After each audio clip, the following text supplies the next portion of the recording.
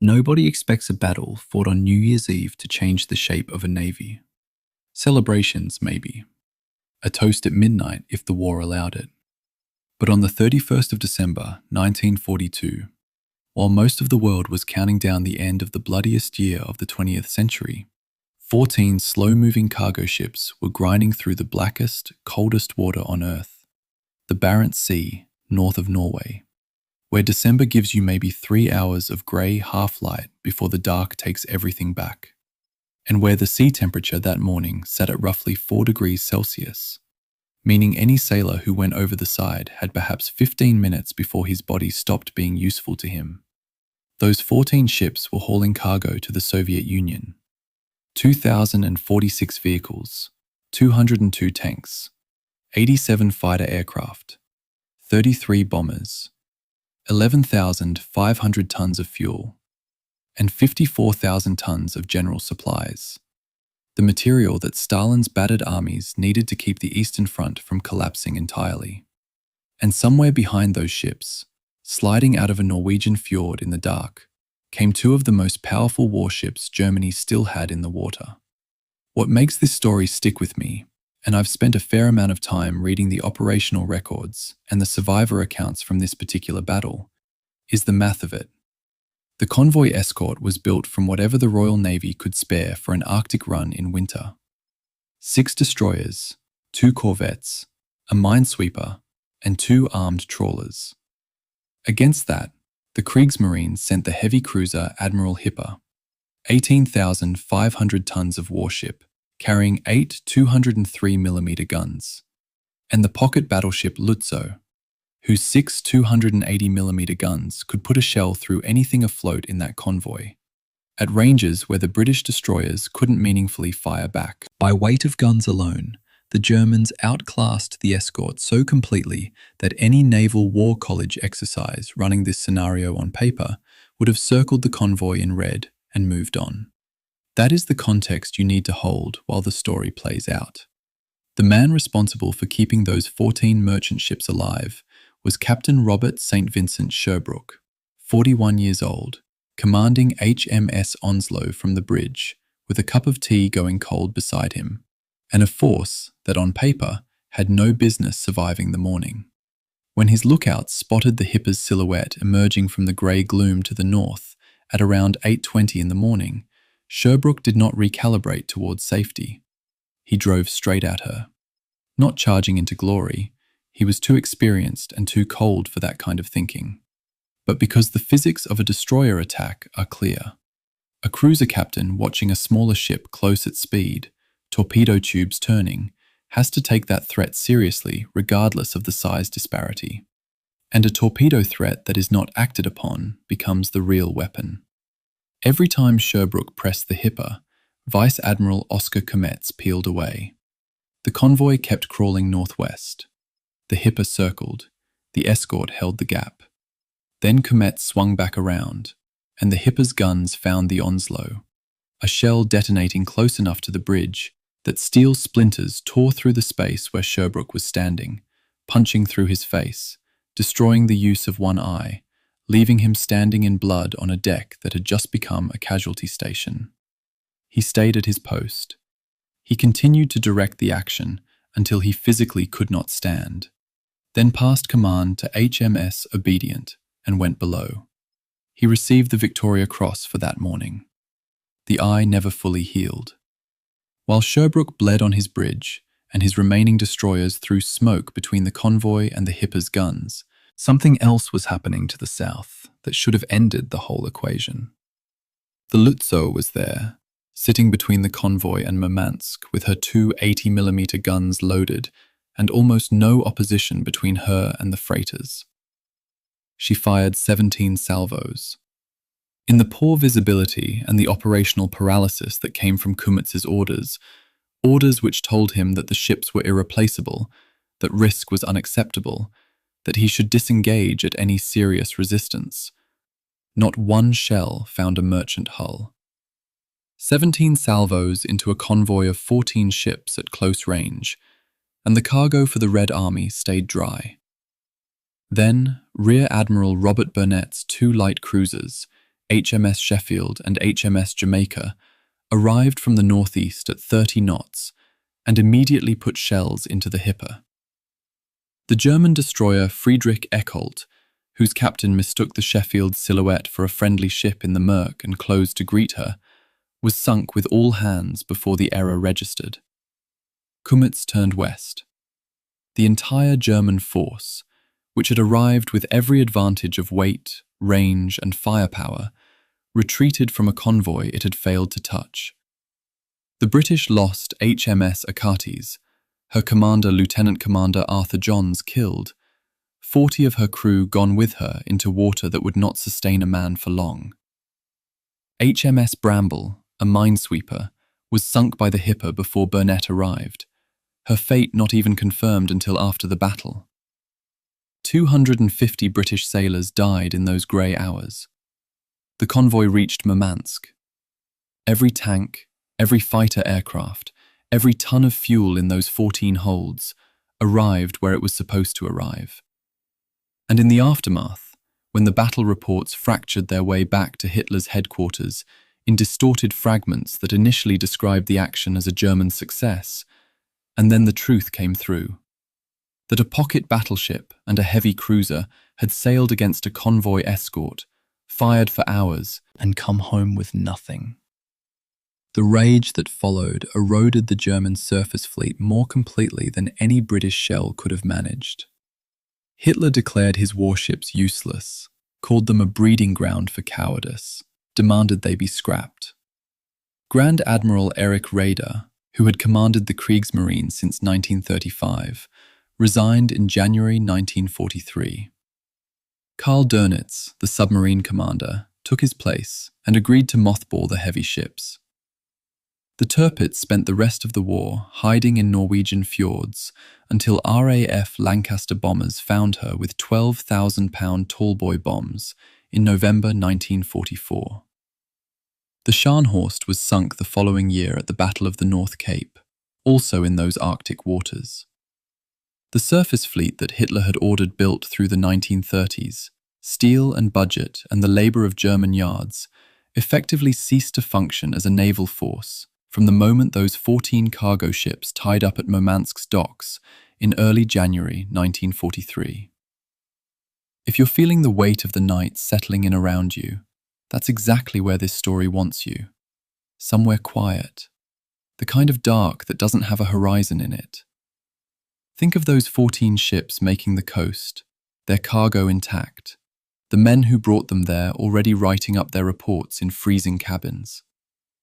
One morning in the Barents Sea, and a navy was finished. This is the entire history of the Battle of the Barents Sea. From the moment JW-51B cleared Loch U on the 22nd of December, to the January morning Raeder handed over command. Every order, every ship, every shell that flew, and every one that didn't. It's waiting for you when you're ready. Chapter 1. What Hitler was told at midnight. At 11:47 on the morning of the 31st of December, 1942, a German submarine commander, watching distant gun flashes through his periscope, composed what would become one of the most catastrophically misread signals of the entire war. Kapitänleutnant Karl-Heinz Herbschleb, commanding U-354, somewhere in the black waters of the Barents Sea, transmitted a message to naval headquarters that read, in its entirety, "The battle has reached its climax. I see nothing but red." It was dramatic. It was vivid. It was also completely uninformative. Herbschleb was watching shell splashes and muzzle flashes from several miles away, in near total darkness, with no ability to distinguish British ships from German ones. He could see fire. He could not see who was winning. The signal reached the Kriegsmarine's operations center in Berlin and was interpreted, with the kind of wishful confidence that marks institutional delusion, as confirmation of victory. It was not. What happened next is less a story about naval combat than about the structural collapse of information under the weight of institutional fear. Admiral Theodor Krunke, the Kriegsmarine's permanent representative, at Hitler's Wolfsschanze headquarters in East Prussia, received U-354's signal and had precisely nothing else to work with. The force that had sailed to intercept convoy JW-51B, 2 heavy cruisers, 6 destroyers, commanded by Vice Admiral Oskar Kumetz, had gone silent. Not because something had gone wrong, because something had gone exactly as Doctrine prescribed. German Naval Communications Security Protocol required radio silence during offensive operations to prevent British high-frequency direction-finding stations from triangulating their position. Kumetz was following orders. He was sailing home in mandatory silence. And that silence, which protected his ships from detection, simultaneously guaranteed that no one in Hitler's headquarters had any idea what he had actually done for the better part of a day and a half. I've read the communications log for those 33 hours. It's a study in the bureaucratic production of catastrophe. By the evening of the 31st of December, Hitler was hosting a New Year's reception at the Wolfsschanze. Multiple post-war accounts, including Kranke's own testimony at Nuremberg and fragments preserved in his memoir notes, describe him in high spirits. He was expecting confirmation of a naval victory to announce as a New Year's gift to the German people. Kranke had nothing to give him. Not confirmation, not details, not even a preliminary casualty estimate. Just U-354's ambiguous transmission about red skies and climaxes, which told him that a battle had occurred, but not who had won it. Hitler, per Kranke's account, accepted this non-information with the patience of a man who assumed good news was simply delayed. He was wrong. Kumetz's force returned to Altenfjord, Norway, sometime in the late afternoon or early evening of the 31st. They anchored. The defeat was immediately clear to every officer present. Admiral Hipper had taken damage. The destroyer Friedrich Eckolt was gone, sunk with all hands. The convoy, 14 merchant ships carrying 54,000 tons of supplies, 202 tanks, 87 fighter aircraft, and 12,650 tons of aviation fuel, had reached Soviet waters untouched. Not one merchant ship hit, not one boarded, not one sunk. Kumetz had sailed with overwhelming force and returned with nothing. His after-action report, which should have been transmitted immediately, did not leave Altenfjord until the following afternoon. The delay was partly attributable to standard signal encoding procedures, which took hours. It was also attributable to what one historian delicately called a reluctance to be the bearer of catastrophic news. Kumetz knew what his report would do. He delayed writing it. The first substantive information Hitler received about the battle did not come from his navy. It came from the BBC. On the afternoon of the 1st of January 1943, British radio broadcast a summary of the engagement. A Royal Navy escort had successfully defended an Arctic convoy against German heavy units. A German destroyer had been sunk. A German cruiser had been damaged. The convoy was safe.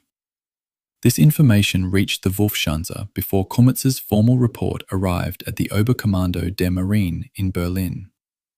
The timeline here is worth sitting with. The battle ended around 1400 hours on the 31st.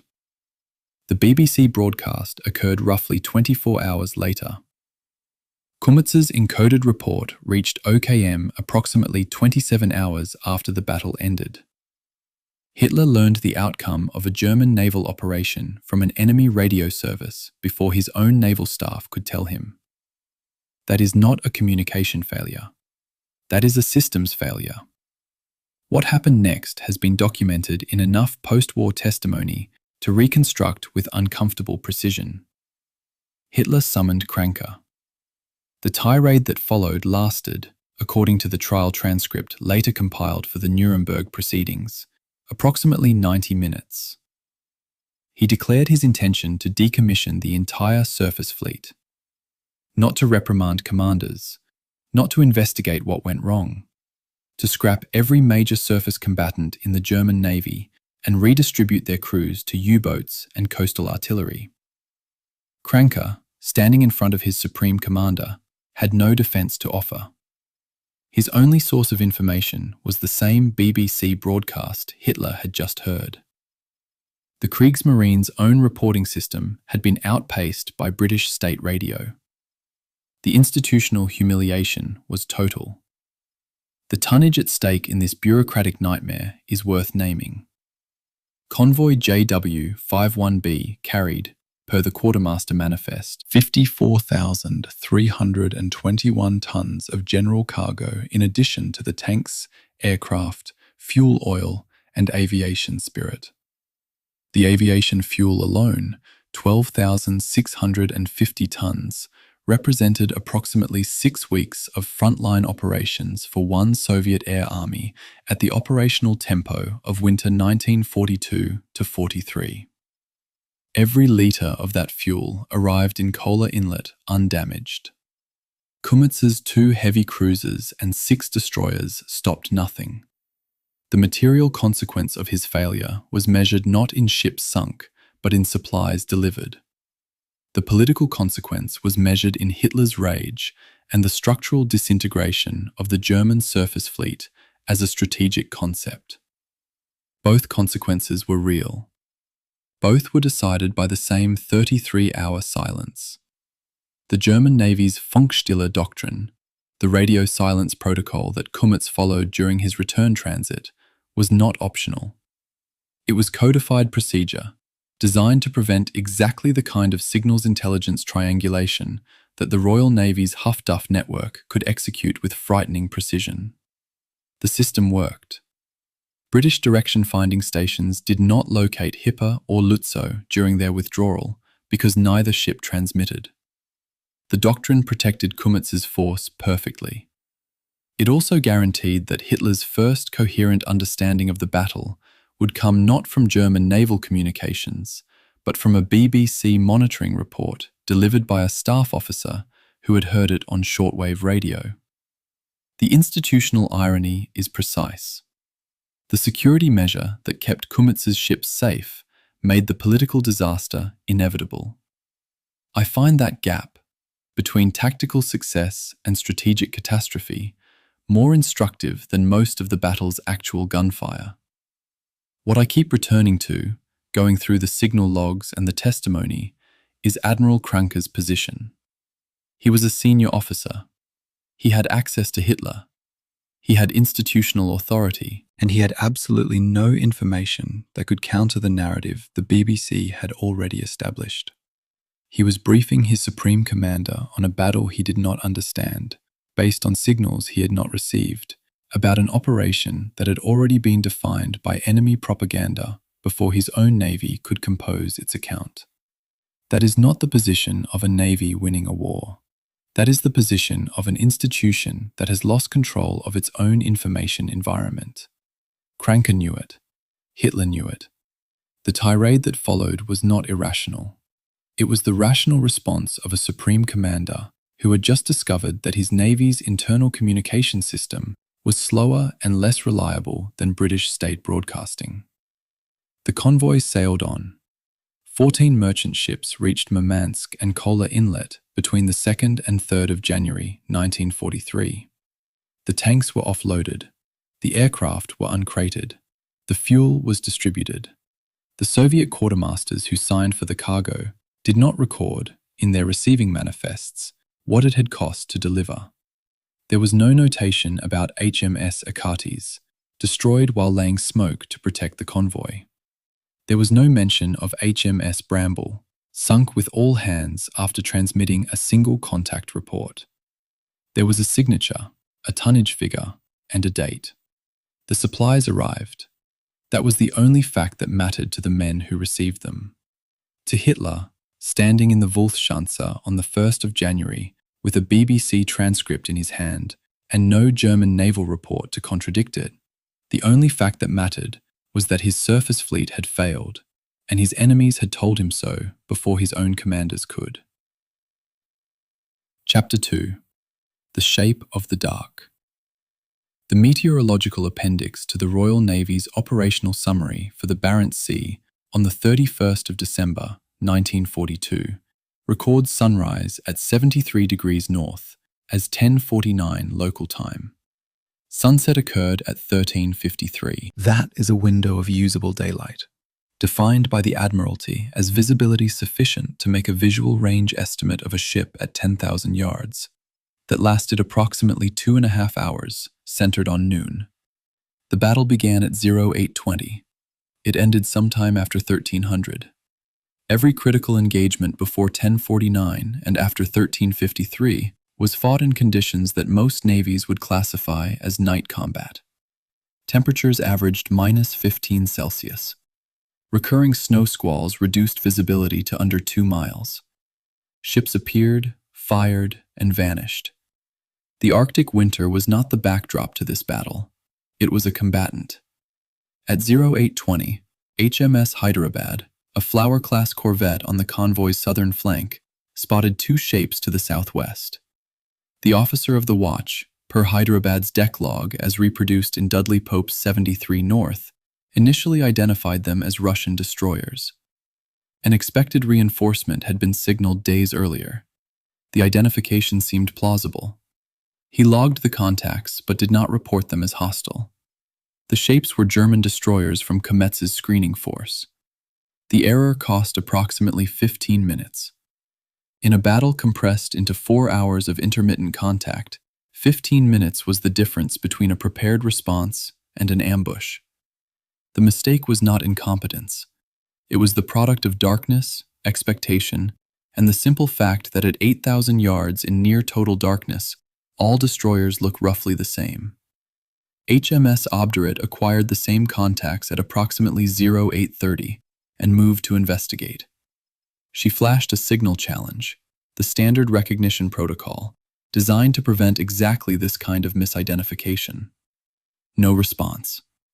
The German ships had no obligation to respond, and every tactical reason not to. At 0930, one of them opened fire. The challenge and response system, a doctrine built on the assumption that the challenged ship would comply, failed because compliance was voluntary. The British expected an answer. The Germans gave them gunfire.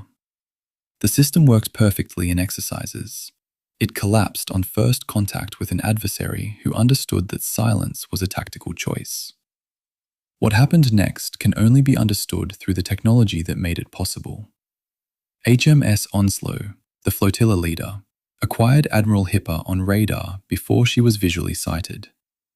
The Type 271 Centimetric radar fitted to several of the convoy's escorts operated on a wavelength of approximately 9 to 10 centimeters, generated by a device called the cavity magnetron, one of the most consequential pieces of physics to emerge from a university laboratory during the entire war. The magnetron produced microwave pulses of sufficient power and precision to detect small targets at tactically useful ranges in conditions where longer wavelength radar was swamped by sea clutter. German radar in 1942 operated primarily on meter-wave frequencies, longer range in ideal conditions, catastrophic degradation in heavy seas, snow, and close-range clutter. The physics are not subtle. The British had shorter wavelengths. The Germans had longer ones. In Arctic sea state with recurring snow squalls, that difference was determinative. Admiral Hipper's FUMO-25 radar, per German naval technical records, had significant difficulties with sea clutter at long range in Arctic conditions. The system could detect large targets at extended range in calm seas. It struggled to maintain track in the conditions of the 31st of December. Admiral Hipper could not see HMS Onslow until Onslow was already making her torpedo faint. From the German cruiser's perspective, the British destroyer appeared suddenly, turned directly toward her in what could only be interpreted as a torpedo attack, and forced an immediate decision. Press the attack and accept the risk, or withdraw and preserve the ship. Comets withdrew. His orders prohibited risk. The radar gap made the decision for him before he fully understood what he was deciding against. I keep thinking about that moment. Hipper had 8 8-inch guns. Onslow had 8 torpedoes and a functioning radar set. The torpedoes never left their tubes. The threat was a performance. But Comets could not see well enough to call the bluff. The Type 2 8-4 fire control radar fitted to HMS Sheffield operated on a wavelength of 50 centimeters, longer than the Type 2 7-1's centimetric band, but shorter than the German meter wave systems. It provided range accuracy of approximately plus or minus 30 yards, and was specifically designed for ship-to-ship gunnery rather than search. The operational advantage this provided was not just accuracy, it was persistence. Sheffield's radar operator could maintain a continuous fire control solution through snow squalls and visibility changes because the radar track did not depend on optical line of sight. When Sheffield opened fire on Admiral Hipper at 11:31, her Type 2 8-4 had been tracking the German cruiser for approximately 14 minutes. The first salvo landed within 40 yards of Hipper's waterline.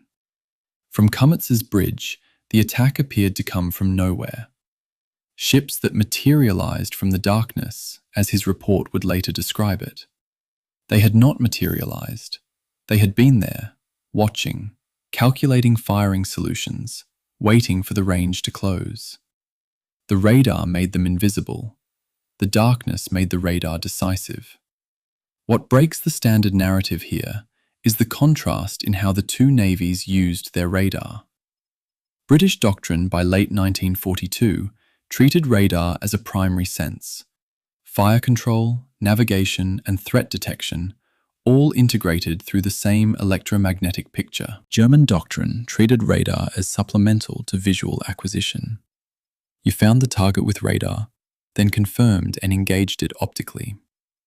In conditions where optical confirmation was impossible for extended periods, that doctrinal difference became an operational chasm. The Germans were fighting a battle where their primary sense, vision, was unavailable for most of the engagement. The British were fighting a battle where their primary sense, centimetric radar, functioned regardless of visibility. The technology gap mattered. The doctrinal gap mattered more. HMS Bramble, the minesweeper detached north of the Convoy to search for stragglers, carried one of the best search radar sets in the escort, a Type 2 7-1, optimized for exactly the kind of lone searching role she had been assigned. When Admiral Hipper stumbled across her in the near darkness north of the main convoy at approximately 09:45, Bramble transmitted a sighting report. Enemy in sight, am engaging. After that signal, there was silence. The sighting report was received by the convoy escort. Bramble was never heard from again during the battle. No one knew, for the remainder of the engagement, or for years afterward, exactly how she died. Her radar, which should have given her advance warning of Hipper's approach, evidently detected the cruiser. Her signal confirms she saw the enemy. What it does not confirm is whether she had time to do anything with that information other than transmit 8 words and die. The gap between detection and response, in a ship that displaces 815 tons, facing a cruiser that displaces 13,900, can be measured in seconds. Bramble had the best radar in the escort. She still had 2 4-inch guns against 8 8-inch guns. Technology extends reaction time.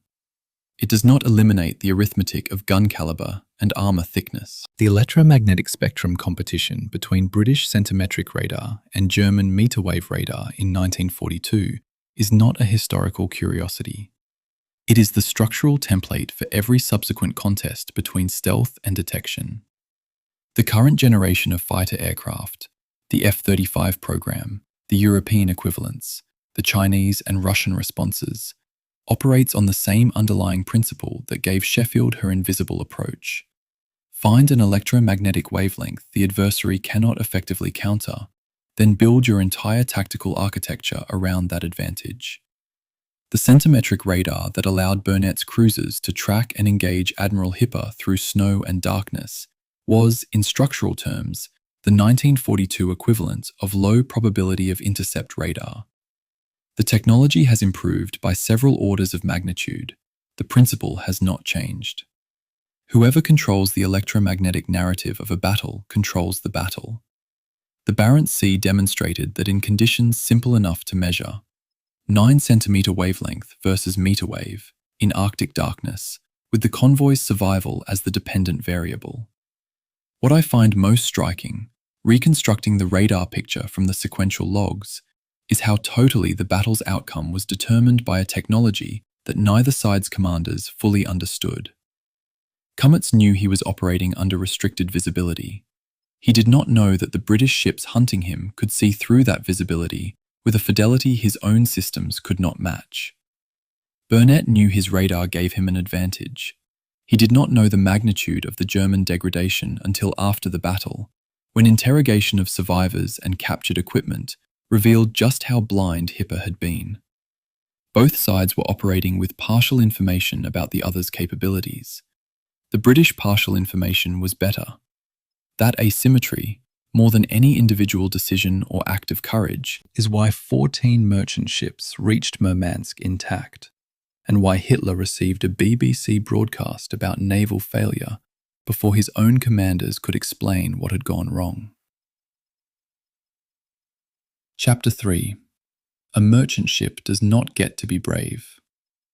The convoy manifest for convoy JW51B, preserved in Admiralty records, reads like an inventory of industrial civilization compressed into 14 hulls.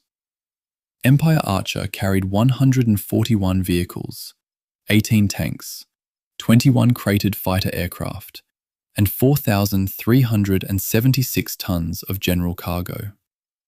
Jefferson Myers carried 376 vehicles, 4 bombers, and 500 tons of fuel. Ballot carried 115 vehicles, 25 tanks, 18 fighters, and 5,534 tons of general cargo. These were not warships. They were not even purpose-built military transports.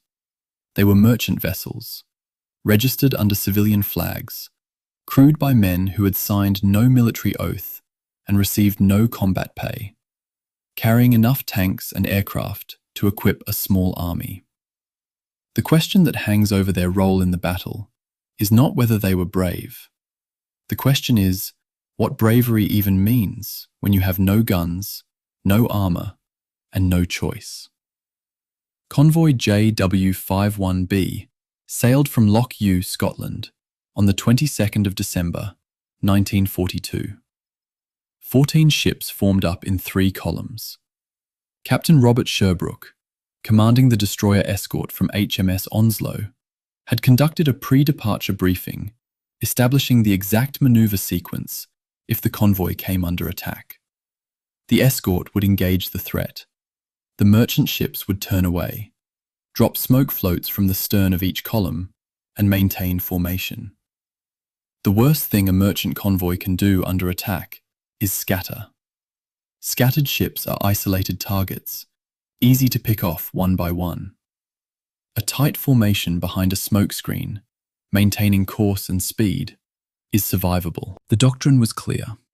What the doctrine could not account for was what it felt like to execute that maneuver, while listening to gunfire you could not see, from a battle you could not influence, knowing that your survival depended entirely on men in destroyers you might never see again.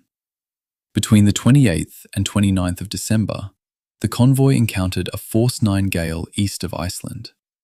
Per the meteorological log attached to the convoy commodore's report, 5 merchant ships lost position in the storm. HMS Oribe lost gyro compass function. HMS Bramble was detached to search for the stragglers north of the convoy's track.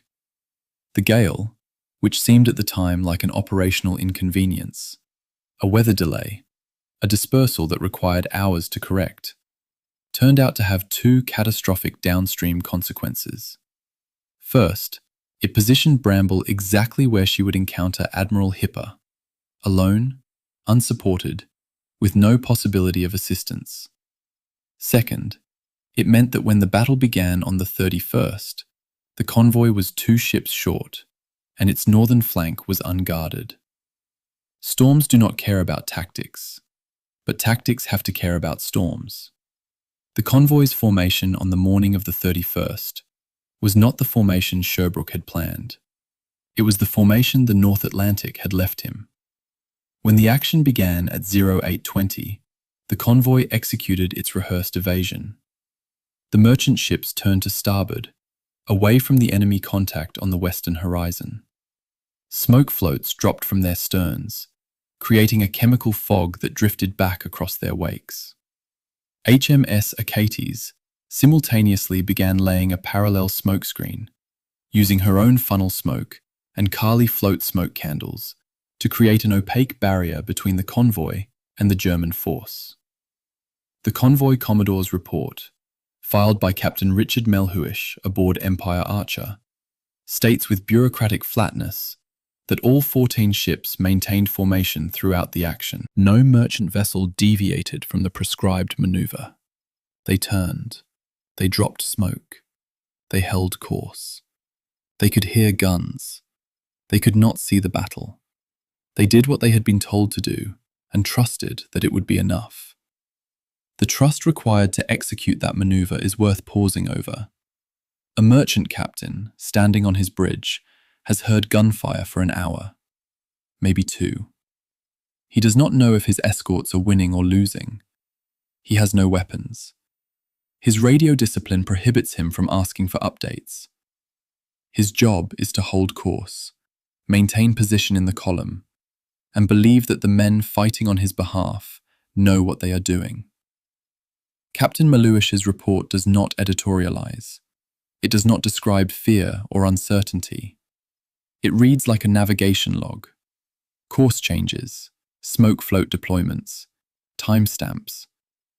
The prose is procedural, because Melhuish had decided to treat the uncontrollable as simply outside his operational remit. I find that remarkable. Not because it represents heroism in the conventional sense, because it represents a kind of professional discipline that refuses to acknowledge the emotional content of being a target. U-354's war diary, as reproduced in multiple post-war analyses, includes an entry stating that at 11:45, after Herbschleb's dramatic signal about red skies, the convoy appeared to be dispersing, and individual ships were breaking formation. He was wrong. Herbschleb was observing from several miles away, through poor visibility, watching the convoy's choreographed evasion maneuver and misreading it as panic. The merchantmen were not scattering. They were turning in formation, exactly as they had been briefed to do 10 days earlier in a Scottish anchorage. The mistake is instructive. From a distance, through smoke and darkness, a planned evasion and a chaotic rout look identical. Herbschleb reported what he saw. What he saw was incomplete. The convoy held. His periscope could not tell him that. On the 3rd of January 1943, all 14 merchant ships arrived at Kola Inlet. Not one had been hit. Not one had been boarded. Not one had lost a man to enemy action. The cargo was offloaded over the following days. The tanks were distributed to Soviet armored units rebuilding after Stalingrad. The aircraft were uncrated and flown to frontline air bases. The aviation fuel, 12,650 tons of high-octane spirit, the single most strategically critical component of the entire cargo, was transferred to Red Air Force supply depots. Per Soviet logistics records, that fuel contributed to ground attack operations, supporting the relief of Leningrad and the build-up for the Kursk offensive. The chain of causation from Achates' smokescreen to a Sturmovik sortie over Ukraine in March 1943 is real. It is also long, indirect, and impossible to quantify with precision. What can be quantified is simpler. 54,000 tons of cargo left Scotland. 54,000 tons arrived in the Soviet Union. The ratio is 1:1.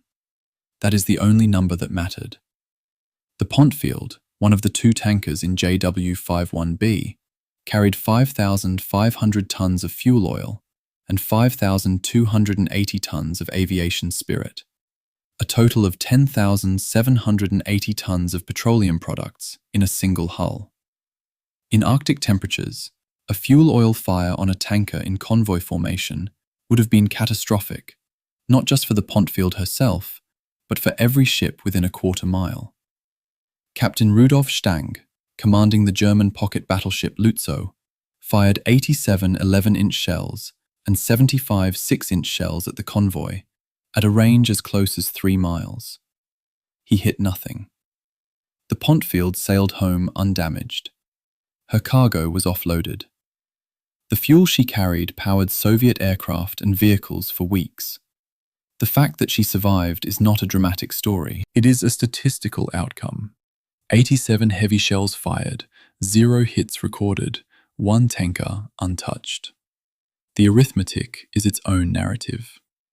Arctic convoy smoke laying was not improvised concealment. It was a technical system with specific equipment and training. HMS Achates was equipped with Kali float smoked candles and chemical smoke generators that produced dense white smoke, titanium tetrachloride mixed with oleum, that could maintain an opaque screen for approximately 20 minutes per canister in low wind conditions. The black smoke from her funnels, which made her visible against her own white chemical screen and drew German fire, was the byproduct of running her boilers at maximum output. She was burning herself to maintain the screen. The engineering choice was explicit. Maximum boiler output meant maximum smoke production, maximum smoke meant maximum convoy protection, and maximum funnel smoke meant maximum vulnerability for Achates herself. First Lieutenant Loftus Peyton Jones, who assumed command after the captain was killed, maintained that burn rate until the ship lost power. Achates made herself the most visible target in the engagement because visibility was the price of the smoke that kept the convoy invisible. The exchange was unequal. It was also deliberate. What I keep coming back to, reading the cargo manifests alongside the casualty lists, is the asymmetry. Empire Archer displaced roughly 7,000 tons. HMS Achates displaced 1,360 tons. Achates was destroyed to protect something that outweighed her by a factor of 5. The convoy's total displacement, 14 merchant ships, was over 80,000 tons. The escorts that died protecting them, Achates and Bramble, totaled just over 2,000 tons combined. They were smaller, faster, more expendable. The doctrine that positioned them between the convoy and the threat was not sentimental. It was actuarial. Better to lose 2,000 tons of warship than 80,000 tons of cargo. The calculation was correct. That does not make it comfortable. Chapter 4. The Signal That Was Not a Plan. The order issued to Vice Admiral Oskar Kummetz by Admiral Kluber on the evening of the 30th of December 1942 has been preserved in the Kriegsmarine's operations log. It reads, in the critical passage, "Contrary to the operational order regarding contact against the enemy, use caution even against enemy of equal strength, because it is undesirable for the cruisers to take any great risks." The German phrasing, "unerwünscht, dass die Kreuzer große Risiken eingehen," translates with uncomfortable precision. Undesirable that the cruisers enter into great risks. Not prohibited, not forbidden, undesirable. Kummetz received this amendment to his operational orders while at sea, preparing to intercept a convoy he had been told to destroy. He spent the next 14 hours trying to reconcile two irreconcilable instructions. Attack the convoy, but avoid risk. Win, but do not hazard the ships required to win. The gap between those imperatives is not a command challenge. It is a command contradiction. The original operational order for Operation Regenbogen, Rainbow, already contained a clause requiring Kummetz to avoid action against superior forces. That was standard German naval doctrine, derived from the Kaiser's pre-World War I instruction to preserve the high seas fleet as a strategic asset rather than risk it in decisive battle. The amendment added a new prohibition: avoid action against equal forces as well. Comets was now operationally constrained from engaging anything that might fight back effectively. He was nonetheless ordered to attack a convoy that intelligence suggested might include cruisers. The logical problem is not subtle. If the convoy has cruiser escorts, they represent an equal or superior force. If engaging equal forces is undesirable, engaging the convoy is undesirable. The order, taken literally, prohibited the operation it was meant to enable. At 0930 on the 31st of December, HMS Onslow and HMS Orwell turned toward Admiral Hipper in what appeared to be a torpedo attack. Comets' after-action report, as reproduced in part by Dudley Pope's 73 North, includes the line, "Only quick action can solve the problem of danger from torpedo attacks, and this has to be considered in the light of my orders not to take any serious risks." He is writing his own exoneration into the combat log in real time. The torpedo threat was real. Onslow carried 8 torpedoes. So did Orwell. A single hit from a British torpedo on Admiral Hipper's below-waterline armour would not guarantee sinking, but it would guarantee flooding. Flooding in Arctic waters, with repair facilities months away, was operationally equivalent to sinking. Comets' fear was rational. His response, pulling back from the engagement before confirming whether the destroyers had actually launched torpedoes, was also rational, given his orders. What was irrational was the order structure that made caution tactically safer than aggression. Captain Robert Sherbrooke's decision to turn Onslow and Orwell toward Hipper was not reckless bravado. It was calculated exploitation of a known vulnerability. Sherbrooke had not been explicitly told that Comets was operating under restrictive orders, but the German hesitation during the first minutes of contact told him what he needed to know. A cruiser that turns away from destroyers making a torpedo approach is a cruiser whose commander fears the consequences of being hit more than he desires the outcome of pressing the attack. Sherbrooke understood, within the first 15 minutes of the engagement, that he was facing an opponent who had been structurally prohibited from winning. The torpedo feint was not a bluff. It was a test. Comets failed it by withdrawing before Onslow fired a single torpedo. The threat, 8 torpedoes at 14,000 meters effective range, closing at 30 knots, was genuine. The execution was a performance. Sherbrooke never intended to close to launch range. He intended to see if Comets would retreat from the possibility. Comets did. The German destroyer torpedo doctrine that made Comets' caution appear rational was based on the G7A torpedo, a steam-powered weapon with a range of 14,000 meters at 30 knots, or 6,000 meters at 44 knots, carrying a 280-kilogram warhead. These were not trivial weapons. A spread of torpedoes from 2 British destroyers, properly aimed, represented an existential threat to a heavy cruiser. The problem with Comets' calculus is not that he feared torpedoes. The problem is that he treated the possibility of a torpedo attack as equivalent to an actual torpedo attack. Onslow and Orwell turned toward him. They did not launch. They did not close to effective range. They performed the opening movements of a torpedo attack and then held position. A commander operating under permissive orders would have recognized this as a feint and pressed through it. A commander operating under orders that prohibited risk had no doctrinal framework for distinguishing between a genuine threat and a performance of a threat. Comets saw destroyers turning toward him and withdrew. The orders made that response not just permissible, but correct. Operation Regenbogen's tactical plan was, in conception, elegant. Admiral Hipper from the north would draw the escorts north and west. Lutzow from the south would then have an undefended convoy in front of her guns. The plan worked. The convoy turned exactly where German planners intended. Lutzow found herself, at approximately 1100 hours, with the convoy's merchant ships inside her maximum effective gun range. She spent 45 minutes firing 162 shells, 87 11-inch, 75 6-inch, and hitting nothing. The pincer closed. The prey was inside it, and the hunter, constrained by the same doctrinal caution that had paralyzed Hipper, chose to fire at maximum range into smoke rather than close to guarantee hits.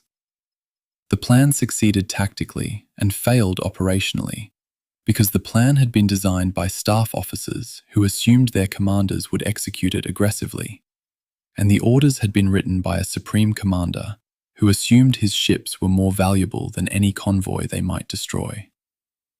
Admiral Erich Raeder's testimony before the Nuremberg International Military Tribunal in May 1946 includes an exchange about the restrictive orders. Asked directly whether the prohibition on risk was responsible for the operation's failure, Raeder stated that Hitler's interference in tactical operations had created a systematic paralysis in Surface Fleet Command. He was then asked whether Kummetz could have done anything differently. The trial transcript records a pause of several seconds before Raeder answered, within the orders he had received, no. That answer is more damning than any accusation of cowardice could be. Raeder, the architect of the German surface fleet, the officer who had spent 14 years building a naval doctrine around aggressive, independent command, admitted under oath that the orders issued to Kummetz were operationally unexecutable. You cannot tell a commander to attack and simultaneously tell him that losing his ships is unacceptable. Those instructions are contradictory. Kummetz chose the interpretation that kept his ships afloat. He lost the battle in the process. The rules of engagement problem that destroyed Kummetz's operation has not been solved. NATO's current ROE frameworks for hybrid conflict scenarios attempt to navigate the same paradox. Give commanders enough authority to respond effectively while maintaining political control over escalation. The Barents Sea is the historical demonstration that the failure mode of overly restrictive ROE is not excessive caution. It is operational paralysis that guarantees the worst outcome. Engagement without victory, loss without gain. Modern military doctrine calls this the command intent gap, the space between what a political authority wants achieved and what it is willing to risk to achieve it. Kummetz operated inside that gap for 4 hours on the 31st of December, 1942. He followed his orders. He lost the convoy. Both facts are true. Both are consequences of the same institutional failure. What I find hardest to process, reading Kummetz's after-action report alongside the operational orders, is the tone. He does not argue that the orders were wrong. He does not protest that he was set up to fail. He simply explains, with meticulous detail, how he attempted to execute contradictory instructions and why that attempt produced nothing. The report is not defensive. It is clinical. He knew before he returned to Altenfjord that his career was effectively over. The report reads like a man writing for the historical record rather than for his chain of command. He was correct to do so. Hitler's fury would obliterate any possibility of a fair hearing. The report, preserved in the Kriegsmarine's archives, is the only defense Kummetz ever offered. It is also the only defense the facts support. He was given an impossible order. He executed it impossibly. The failure was structural before it was personal. Chapter 5. Sherbrooke's Eye. The Victoria Cross citation for Captain Robert St. Vincent Sherbrooke, published in the London Gazette on the 6th of March 1943, includes the line, "In the difficult and confused fighting that followed, Captain Sherbrooke, with cool and skilled judgment, directed the defence of the convoy. His ship was badly damaged, and he himself was gravely wounded in the face, but he continued to direct the battle until he could no longer see." The citation, written by Whitehall naval bureaucrats in formal prose designed for official publication, manages to describe the shattering of a man's face and the displacement of his eye from its socket as if it were a minor administrative complication. The clinical understatement is genre appropriate for a medal citation. It is also completely inadequate as a description of what happened on HMS Onslow's bridge at approximately 1000 hours on the 31st of December, 1942. Admiral Hipper had turned back after Sherbrooke's initial torpedo feint and was making a second approach. She opened fire on Onslow at a range of approximately 8,000 yards. One shell burst near the bridge. The detonation was not a direct hit. The round exploded in proximity rather than on impact, but at that range, proximity was sufficient. A storm of steel fragments, which the after-action report calls splinters, with the same bureaucratic restraint as the medal citation, hit Sherbrooke in the head and face. His left cheekbone, nose, and the orbital structures around his left eye were shattered. The eye itself was displaced from the socket. Medical terminology would classify this as a severe penetrating orbital trauma with associated maxillofacial fractures. Sherbrooke's terminology, per accounts from personnel on the bridge, was not recorded. He did not announce his wound. He continued giving orders.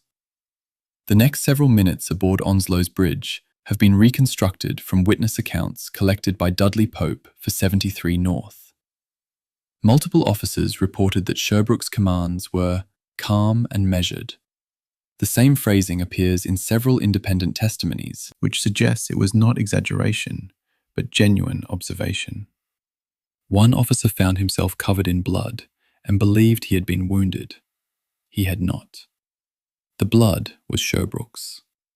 Another officer reported that Sherbrooke's tactical instructions during this period were coherent and appropriate. Course corrections, gunnery directions, signals to other ships. He was operating with one eye, in extreme pain, giving orders that required spatial reasoning and tactical judgment. He did this for several minutes, before acknowledging that he needed to go below for medical attention. The decision to hand over command was not forced by incapacitation. It was a choice. When Sherbrooke finally signalled Lieutenant Commander Kinloch aboard HMS Obedient that command of the flotilla was passing to him, the signal was procedurally correct and gave no indication of the circumstances under which it was being sent. Kinloch assumed command. The defence of the convoy continued without tactical interruption. This continuity was not luck.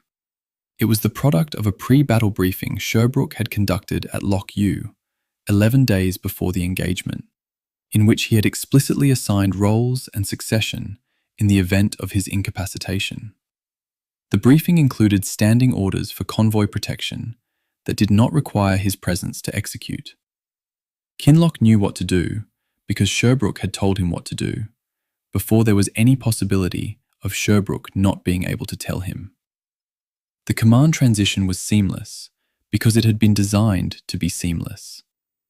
The Victoria Cross citation states Sherbrooke directed the battle until he could no longer see. Dudley Pope's reconstruction from survivor accounts suggests a different sequence. Sherbrooke handed over command, not because he was physically incapable of continuing, but because he recognized that he needed medical attention, and that the pre-battle command arrangements made it tactically safe to seek it. The difference is significant. The citation emphasizes the moment of physical limit, a narrative of heroism pushed to the edge of human endurance. Pope's account emphasizes professional judgment, a commander assessing his own degraded capacity, calculating whether his continued presence was operationally necessary, and deciding it was not. I find the second version more instructive. Sherbrooke did not collapse. He delegated. The agency is his, not the wound's. The surgical record, compiled after Onslow reached Kola Inlet, documents the removal of Sherbrooke's left eye and reconstructive surgery to the orbital and facial structures. He recovered. He returned to active service. He eventually retired as a rear admiral. He wore a glass eye for the remainder of his life and, by multiple accounts, never discussed the battle in public. In a letter to his wife, cited by Pope without full text or date, he wrote only that he was tolerably well and that the convoy got through, which was the point. The letter's phrasing is worth sitting with. Not, "we won," not, "we drove off the enemy." The convoy got through. That was the point. Everything else, the torpedo feints, the damage to Onslow, his own injury, was instrumentally relevant only insofar as it contributed to that outcome. The convoy got through. Sherbrooke's entire tactical performance and his entire self-assessment of that performance is compressed into that 6-word subordinate clause. HMS Onslow was hit by 2 salvos from Admiral Hipper during the engagement. The first killed 17 men outright and wounded 23 others, a casualty rate of approximately 28% of her complement. Among the dead were all personnel stationed at the forward gun director. Onslow fought the remainder of the battle with her forward director destroyed, her radar antenna wrecked, and a hole in her hull above the waterline. She returned to Kola Inlet under her own power. The damage control teams kept her afloat. The engineering crew kept her engines running. The gunnery crews kept firing with the equipment that remained functional. Sherbrooke commanded all of this for the first 90 minutes, then handed it to Kinloch, who commanded it for the remainder. The ship survived because the systems Sherbrooke had put in place before the battle did not require his continuous presence to function. That is not an accident of good crew training. It is an intentional design choice. The steel splinters that wounded Sherbrooke were produced by a high-explosive shell detonating in close proximity to the bridge, rather than by direct impact. British destroyer bridges in 1942 were partially armoured with 5mm anti-splinter plating, sufficient to stop small arms fire, and very light fragmentation, entirely insufficient to stop secondary fragmentation from an 8-inch shell burst at close range. The shrapnel velocity from such a detonation could exceed 2,400 feet per second. The armour on Sherbrooke's bridge was, in physiological terms, not protection. It was theatre. The designation splinter protection implies that it protects against splinters. In practice, it protected against nothing that mattered. Sherbrooke was wounded not because the armour failed, but because the armour was never capable of succeeding against the threat it faced.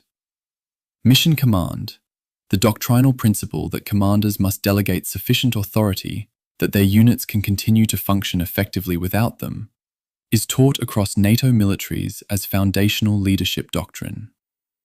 The US Army's current doctrinal publication on mission command explicitly cites the principle that units must be prepared to operate through the loss of their commander. Sherbrooke's flotilla did exactly that.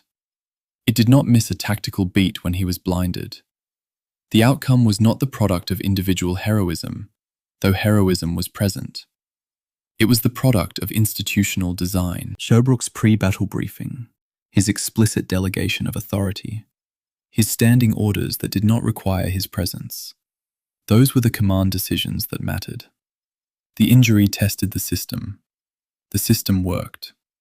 That is what the citation should say, though citations are not written that way. Sherbrooke built a flotilla that could lose him and keep fighting. He then lost himself, and the flotilla kept fighting. That is the performance worth recording. Chapter 6. 113 Men. Leading seaman H.J. Scott Douglas was 19 years old on the 31st of December, 1942. He was serving aboard HMS Achates, an A-class destroyer displacing 1,360 tons, armed with 4 4.7-inch guns, and an operational doctrine that required her to position herself between the convoy and any threat. His account of what happened that day, submitted to the BBC's World War II People's War Archive, and published in 2003, was written from memory more than 60 years after the event. It describes in granular personal detail the progressive destruction of a ship from inside the hull, the fires, the flooding, the missing lifeboats, And the moment Scott Douglas swam through water at 0 degrees Celsius to reach the trawler Northern Gem. The account is not dramatic in its prose. It is precise. The horror accumulates in the temperature of the water, and the detail about wounded men being held down on a surgery table because there was no anesthetic available. From approximately 0930 onward, HMS Achates was stationed between Convoy JW-51B and Admiral Hipper, not to fight, to make smoke. She was the most visible ship in the engagement, silhouetted against her own black funnel smoke and white chemical screen. Admiral Hipper's 8-inch guns found her at approximately 1000 hours. The first salvo destroyed a gun mounting and killed several men. Lieutenant Commander A.H.T. Johns, her commanding officer, was killed within the first minutes of sustained fire.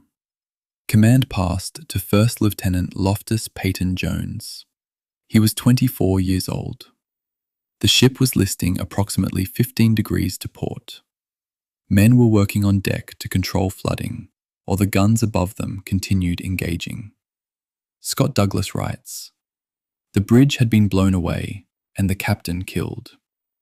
He writes this in the middle of a paragraph about other things, as if the destruction of the bridge and the death of the captain were items on a checklist rather than catastrophic events. Achates did not stop making smoke. Her boilers were still running. Peyton Jones, now in command of a dying ship, maintained her course and her function. The smoke screen she was laying was not decorative. It was the only thing preventing Admiral Hipper from acquiring clear firing solutions on the merchant ships. As long as Achates kept burning her boilers at maximum output, she kept producing smoke. As long as she kept producing smoke, the convoy remained obscured. The engineering trade-off was brutal. Maximum boiler output produced maximum smoke and maximum funnel visibility. Achates was burning herself to protect the convoy. The more effectively she performed her mission, the more visible she became. The more visible she became, the more fire she drew. The system was designed to destroy the ship operating it. Peyton Jones understood this and did not alter course. At approximately 13:15, power was lost. The list made the ship's survival impossible. Peyton Jones gave the order to abandon ship. All lifeboats had been destroyed or holed by gunfire. All life rafts had been destroyed or holed. The surviving crew, approximately 80 men from a complement of 194, entered the water. The water temperature was approximately 0 degrees Celsius. Medical literature on cold water immersion documents a predictable progression: cold shock response and involuntary gasping in the first 30 seconds. Swimming failure within 5 minutes as muscle coordination degrades. Unconsciousness within 15 to 30 minutes depending on body mass and conditioning. Cardiac arrest shortly after. The men who survived the swim to Northern Gem survived because the trawler was close, under 100 yards, and because the sea was, in Scott Douglas's words, very calm at this time. Had the storm that followed arrived an hour earlier, the survival count would have been close to 0.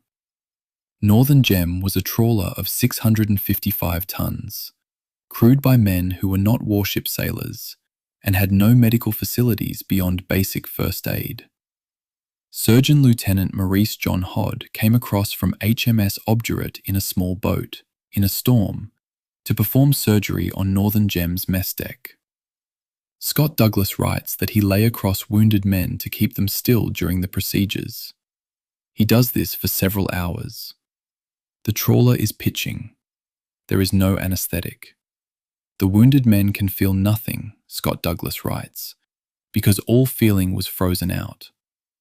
The cold that is killing them is also the only analgesic available.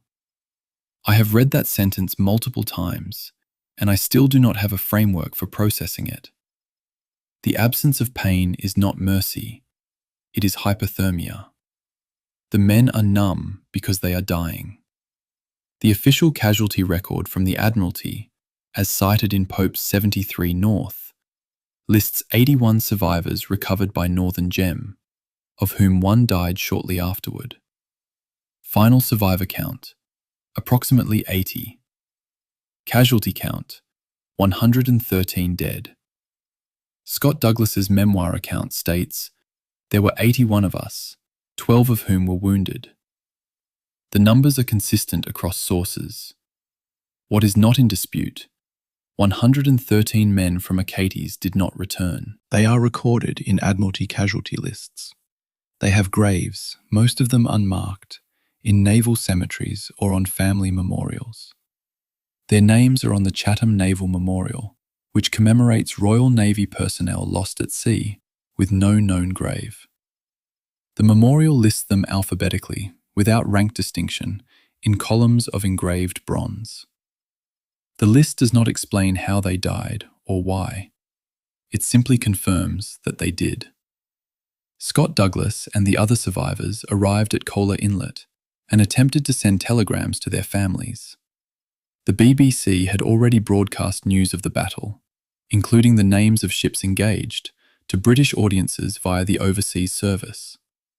The telegrams never arrived. Scott Douglas writes, without self-pity, "We took comfort in the adage, 'No news is good news.'" His family learned he was alive when he walked through the door weeks later. The Admiralty notification system had not reached them before he did. The bureaucratic failure is minor compared to the battle's other failures, but it is the kind of minor failure that matters to families. They waited. They heard nothing. They did not know whether to mourn or hope. Scott Douglas eventually resolved that ambiguity by appearing in person, alive. 113 families received Admiralty telegrams instead. The telegrams were formal, brief, and final. HMS Achates displaced 1,360 tons. The Executive, one of the merchant ships she died protecting, displaced roughly 7,000 tons. Achates weighed less than a single cargo vessel in the convoy. She was destroyed to protect something that outweighed her. The ratio is the point. Modern naval doctrine, designing escort strategies for contested logistics routes, wrestles with the same calculus Sherbrooke made implicitly when he stationed Achates between Hipper and the convoy. At what point does the protection of cargo justify the certain destruction of a combatant? The question has not been answered in abstract. It was answered in practice on the 31st of December, 1942. Achates was the answer. 113 men were the cost of the answer. 54,000 tons of cargo reached Murmansk intact. The ratio remains incommensurable. What I cannot reconcile, reading Scott Douglas's account alongside the convoy manifests, is the arithmetic. 113 men died so that 202 tanks and 87 aircraft could reach the Soviet Union. The tanks were used. Some were destroyed at Kursk. Some survived the war and were scrapped in Soviet demobilization depots in 1946. The aircraft flew sorties over the Eastern Front. Some were shot down. Some crashed. Some survived and were replaced by newer models. The fuel was burned. The supplies were consumed. The material delivered by convoy JW-51B entered the Soviet logistics system and ceased to be individually trackable. The men who died protecting it are individually named on the Chatham Naval Memorial. The tanks are not. The disparity is not a moral judgment. It is an archival fact. We remember the dead by name. We remember the cargo by tonnage. Both are forms of accounting. Neither is complete. Chapter 7. The Lutzow Problem. Captain Rudolf Stanger's war diary for the 31st of December 1942, as reproduced and analysed in multiple post-war studies, including Dudley Pope's 73 North, includes an entry written while Lutzow was withdrawing from the battle scene. It reads, "As we withdrew from the battle scene, it was hard to escape the feeling that, even though the situation appeared to be in our favour, we were unable to get at the convoy and scored no successes whatsoever. The phrasing is careful. The passive construction, unable to get at, is the syntax of a man describing a circumstance rather than a decision. Lutzow was not unable to close with the convoy. She chose not to close. The grammar obscures agency. The operational record does not. Lutzow was a Deutschland-class Panzerschiff, categorized by the British as a pocket battleship, armed with 6 28-centimeter guns in 2 triple turrets, with a secondary battery of 8 15-centimeter guns. Her main armament could engage targets at 36,000 meters maximum range. At 5,500 meters, the approximate range at which her nearest convoy target was sighted, she had no technical difficulty placing shells on any merchant ship in her field of fire. Her fire control radar was functioning. Her optical rangefinders were operational. Her magazines were full. The technical prerequisites for a successful engagement were all satisfied. The outcome suggests the prerequisites were necessary, but not sufficient. Between approximately 1100 and 1200 hours, Lutzow approached the convoy from the south, exactly as Operation Regenbogen's tactical plan prescribed. Admiral Hipper's pressure from the north had driven the convoy into an evasion turn that positioned it directly in Lutzow's engagement zone. Achates' smokescreen partially obscured some targets, but Stanger's war diary confirms he identified several possible targets through breaks in the smoke. He opened fire. The Kriegsmarine's ammunition expenditure records, preserved in German naval archives, document that Lutzow fired 87 rounds of 28-centimeter ammunition and 75 rounds of 15-centimeter ammunition during the engagement. Each 28-centimeter projectile weighed 300 kilograms. Each round was a potential ship killer. Stanger fired 162 shells at a convoy he could see, at ranges between 3 and 7 miles, for approximately 45 minutes. He hit nothing. The zero-hit result demands explanation. Stanger's war diary attributes it to continuous smoke screens and poor visibility during the critical period. The British operational analysis, preserved in Admiralty file ADM 199, acknowledges that smoke screens were effective, but notes that the convoy's evasive maneuvers regularly created wind gaps in the smoke. The analysis documents that Lutzow had multiple firing opportunities at clearly visible targets. The British assessment does not accuse Stanger of cowardice. It simply records that he chose to fire at long range into obscured targets, rather than close to reduce the effect of the smoke. Stanger had navigational reasons to be cautious about closing. The area had not been swept for British submarines, and German intelligence suggested submarines might be operating in the vicinity. But submarine caution does not account for 162 shells fired without a single hit. The accuracy failure suggests fire solutions calculated at maximum range, while targets were briefly visible, rather than patient ranging and closing to ensure hits. The ballistics of Stanger's failure are quantifiable. At 5,500 meters, the 28-centimeter SKC-28 gun's time of flight was approximately 12 to 14 seconds. The dispersion pattern from a well-maintained gun with accurate fire control data was approximately plus or minus 50 meters in range and plus or minus 25 meters in deflection.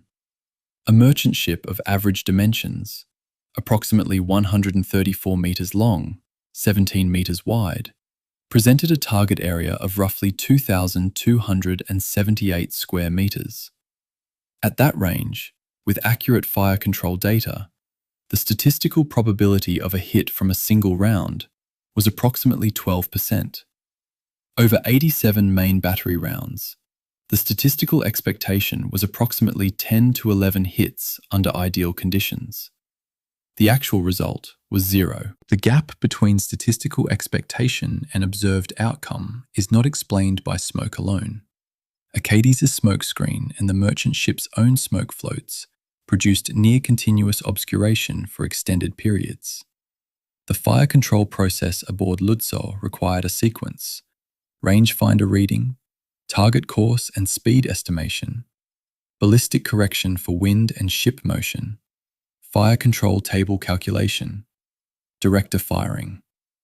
In ideal conditions, this could be completed in approximately 90 seconds from target acquisition to first round. In degraded visibility, smoke, intermittent target acquisition, snow squalls, the process required continuous updates between shots. Each time a target disappeared, the fire solution expired. Each time it reappeared, the ranging sequence started over. This constant interruption of the fire control cycle was the technical mechanism by which the smoke degraded Lutzow's accuracy. But degradation is not elimination.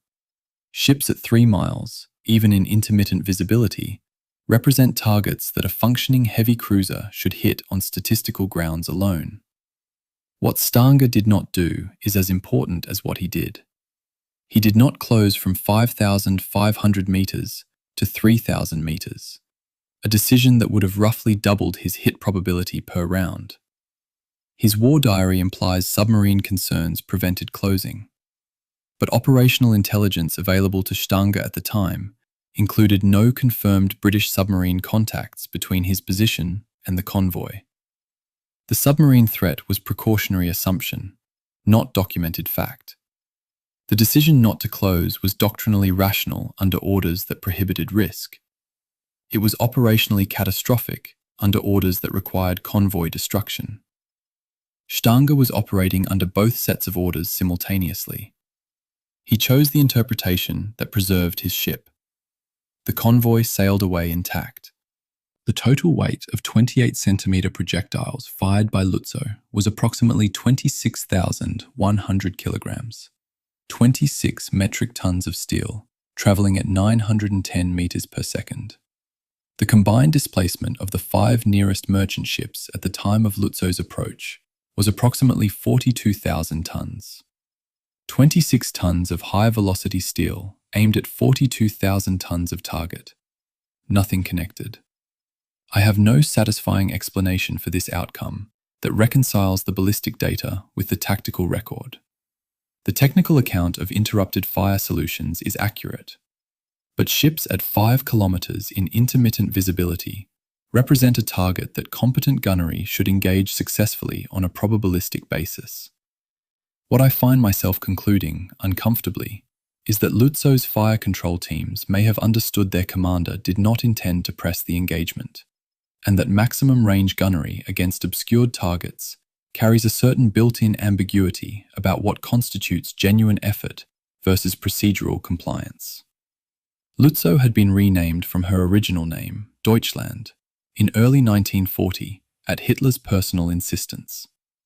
He feared the propaganda implications of a ship named Deutschland being sunk in combat. She had been designed as the embodiment of restrained German naval power under Versailles Treaty limitations. A ship that could outgun anything fast enough to catch her and outrun anything powerful enough to sink her. On the 31st of December 1942, she fired 162 shells at undefended merchant ships and produced nothing. The ship that had been renamed to protect German symbolic prestige failed in a manner so complete that the renaming proved prophetic. Hitler's instinct about propaganda vulnerability had been correct. He simply had not anticipated that the embarrassment would come from the ship's performance rather than her loss. Deutschland would have been a more honest name for what happened in the Barents Sea. At least it would have been harder to pretend the failure belonged to someone else. Chapter 8. Sheffield Fires. The navigation record of HMS Sheffield for the 31st of December 1942 documents a problem that shaped everything that followed. At 1600 hours on the 29th of December, Rear Admiral Robert Burnett, commanding Force R, was given a convoy position estimate that placed JW-51B100 and 50 miles east of its actual location. Sheffield and Jamaica, the two cruisers forming the convoy's distant covering force, spent the next 36 hours steaming to cover the wrong position. When Force R finally made radar contact with British ships on the morning of the 31st, Barents was not where operational planning said he should be. He was, by accident of the navigational error and his subsequent correction, approximately 30 miles north of the Convoy. That positioning, which was wrong according to the plan, turned out to be exactly right for the battle. Barents could hear gunfire. He did not wait for additional information. He did not request clarification of the tactical picture. He steered toward the sound at maximum sustainable speed. At 0930, Force R received the first radio transmission reporting the engagement. Barents did not know the size of the German force. He did not know whether Kummetz had brought just the cruisers or whether Tirpitz had sortied as well, a possibility that British intelligence had considered credible. He did not know if he was steaming into a meeting engagement with a force that outgunned him or a pursuit of a force he could defeat. The operational analysis filed in Admiralty records after the battle notes that Barents' decision to close immediately, without waiting for tactical clarification, was consistent with his standing orders to protect the convoy, but exceeded what those orders strictly required. He was authorized to cover the convoy. He was not explicitly ordered to engage German heavy units, if doing so placed his own force at risk. Barents interpreted his orders as requiring him to find the battle and join it. That interpretation was aggressive. It was also correct. HMS Sheffield's Type 284 gunnery radar acquired Admiral Hipper at approximately 11:17, at a range of roughly 14,000 yards. Barents ordered his ships to close. The radar maintained a continuous track as the range decreased. At 11:31, Sheffield opened fire. The first salvo landed within 40 yards of Hipper's waterline, a remarkable opening shot for a target that had not been visually acquired at the time of firing. The second salvo hit. Hipper took damage to 2 boiler rooms, reducing her maximum speed from 32 knots to 28, and causing minor flooding. From Kummetz's perspective aboard Hipper, the attack appeared to come from nowhere. His after-action report describes British cruisers that materialized from the darkness. They had not materialized. They had been tracking him on radar for 14 minutes, calculating a fire control solution, waiting for the range to close enough that the first salvo would land on target. The radar made them invisible. Kummetz's lack of equivalent radar capability made him blind. The contrast in radar capability between Sheffield and Hipper was not marginal. Sheffield's Type 284 operated on a wavelength of 50 centimeters, providing range accuracy of approximately plus or minus 30 yards. It fed data directly to the ship's fire control table, which calculated gun elevation and deflection in near real time. Hipper's Fumo 25 radar operated on meter wave frequencies and struggled with sea clutter in Arctic conditions. The system could detect large targets at long range in calm seas. In the sea state and weather of the 31st of December, its effective range was significantly degraded. Hipper was not blind. She had radar, but her radar was substantially less effective than Sheffield's in the conditions both ships were operating in. The technological asymmetry produced a tactical asymmetry. Sheffield could see Hipper clearly. Hipper could barely see Sheffield. The battle was decided by electromagnetic spectrum dominance before the first shell was fired. At approximately 11:45, the German destroyers Friedrich Eckholt and Richard Bateson, heading north after disengaging from the convoy escort, encountered Sheffield and Jamaica in poor visibility. Per Captain Clark's action report for Sheffield, the German destroyers initially appeared to be attempting to form up with the British cruisers, an identification error that suggests Eckholt's crew believed they were rejoining their own fleet. Sheffield opened fire at approximately 2,000 yards. Friedrich Eckholt was hit amidships by multiple 6-inch shells. She broke in two and sank within approximately 2 minutes. The Kriegsmarine casualty records document the loss of her entire complement, approximately 340 men. No survivors were recovered. The sinking was not a prolonged engagement. it was execution at point-blank range. Clark's action report states that Friedrich Eckholt was definitely identified as hostile before fire was opened. The German post-action account, preserved in fragmentary form in various analyses, implies that Eckholt had closed to within signalling distance before Sheffield fired. The distinction matters if you are attempting to determine whether Sheffield fired on a ship that was attempting to surrender or attempting to join formation under mistaken identity.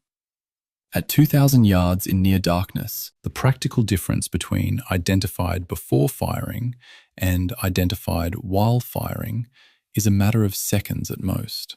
Sheffield's crew had approximately 10 to 15 seconds to make an identification decision and execute it. They made the decision, they fired. Eckholt sank. Whether that sinking was the result of deliberate engagement or catastrophic misidentification by Eckholt's crew is a question the available evidence does not definitively resolve. What is not in question, Sheffield fired first, accurately and lethally. At approximately 1200 hours, Kummetz ordered all German units to disengage and retire westward toward Altenfjord. His stated reasons, per the after-action report, included the arrival of British cruisers, the loss of Friedrich Eckholt, damage to Admiral Hipper, and the continuation of torpedo threats from British destroyers. The convoy, which had been under direct fire from Lützow moments before, was suddenly unengaged by all German units simultaneously. The battle had lasted approximately 3 hours and 40 minutes. In that time, the German force had sunk one destroyer, HMS Achates, and one minesweeper, HMS Bramble, at the cost of one of their own destroyers and damage to their flagship. 14 merchant ships carrying 54,000 tons of cargo reached Soviet ports intact. The exchange rate was catastrophically unfavorable to Germany. Sheffield and Jamaica together fired approximately 190 rounds of 6-inch ammunition during the engagement, each shell weighing approximately 45 kilograms. The total ammunition expenditure represented roughly 16% of their combined magazines. They had ample capacity remaining when Kummetz withdrew. The tonnage comparison with Lützow's futile barrage is instructive. Smaller guns, better fire control, more hits achieved. Force R's gunnery demonstrated what Lützow's had failed to demonstrate, that hitting ships at 5 miles in poor visibility is difficult but achievable if the fire control system is adequate and the commander is willing to close to effective range. Sheffield closed. Lützow did not. The difference in outcomes is attributable to that difference in command decision-making as much as to any technological factor. Burnett's decision to close on the sound of gunfire without waiting for orders has become a standard case study in Royal Navy leadership training. His post-battle communication to Admiral Tovey describes the decision as proceeding toward the sound of action in the expectation of supporting the convoy escort. The phrasing is precise. Expectation, not order. He had no explicit instruction to close. He made a judgment that his standing orders implied such an instruction. The judgment was correct, but it was a judgment, not compliance. The battle turned on that judgment and nothing else. Sheffield's arrival at 11:31 forced Kummetz into a decision he had been avoiding for 2 hours, whether to press an attack against a convoy now protected by heavy cruisers, or to withdraw and preserve his force. His orders prohibited risk. The arrival of Sheffield and Jamaica created risk. Kummetz withdrew. The logic was impeccable. The outcome was defeat. Chapter 9. 33 Hours of Silence. The Oberkommando der Marine communications log for the 31st of December 1942 at 11:47 hours records receipt of a signal from U-354. Text: The battle has reached its climax. I see nothing but red. The signal was classified immediate and forwarded to the Naval Staff Duty Officer. At noon on the 31st, this transmission represented the entirety of factual information available at German Naval Headquarters about an engagement that had been in progress for 3 hours and 27 minutes. The battle had begun at 0820. By 1200, the only intelligence Berlin possessed came from a submarine commander watching distant explosions through a periscope in Arctic darkness. Erbschleb could see fire. He could not identify which ships were producing it. The signal was dramatic. It was also operationally meaningless. Kummetz anchored at Altenfjord in the late afternoon or early evening of the 31st. His force was present at their Norwegian base. The defeat was physically evident. Admiral Hipper showed visible damage. Friedrich Eckholt was missing, sunk, though confirmation would take hours. The convoy had escaped without loss. Every officer present understood what had happened. The after-action report that should have been transmitted immediately was not. German Naval Communications Security Protocol required encoding for sensitive operational reports. The encoding process took hours, but the delay was not purely procedural.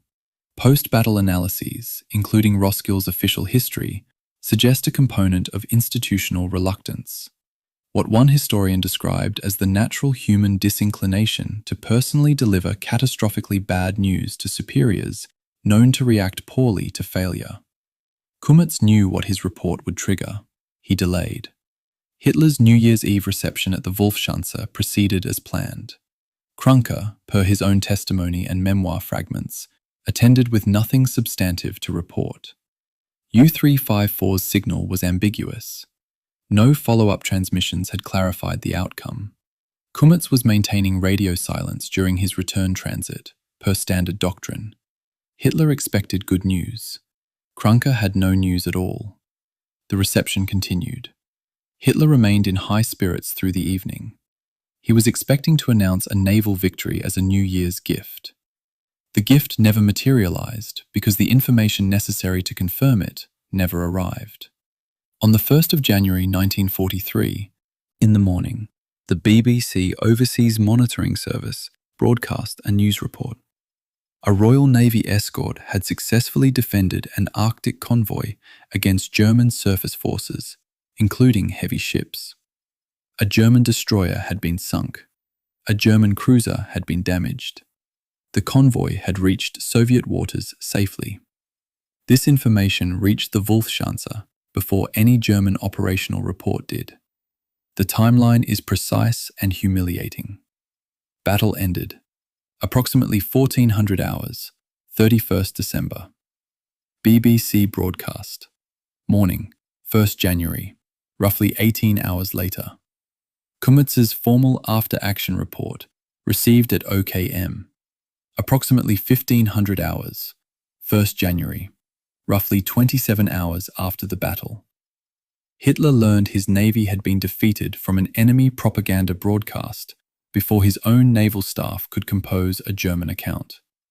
The first German operational signal confirming the battle's outcome arrived at the Oberkommando der Marine at approximately 1500 on the 1st. But Hitler's understanding of the defeat had already been established hours earlier via Krunke's verbal briefing, which was itself based on the BBC report and fragmentary signals that had begun arriving during the morning. The formal report confirmed what Hitler already believed. The sequence, BBC first, Kriegsmarine second, was the institutional catastrophe. The Navy's own communication system had been slower than British state broadcasting. For a Supreme Commander already skeptical of his surface fleet's utility, this failure of basic information discipline was intolerable. It was also systemic. The security protocols that kept Kummetz's ships safe from radio direction finding simultaneously guaranteed that his chain of command would learn of his defeat from the enemy. Hitler summoned Krunke.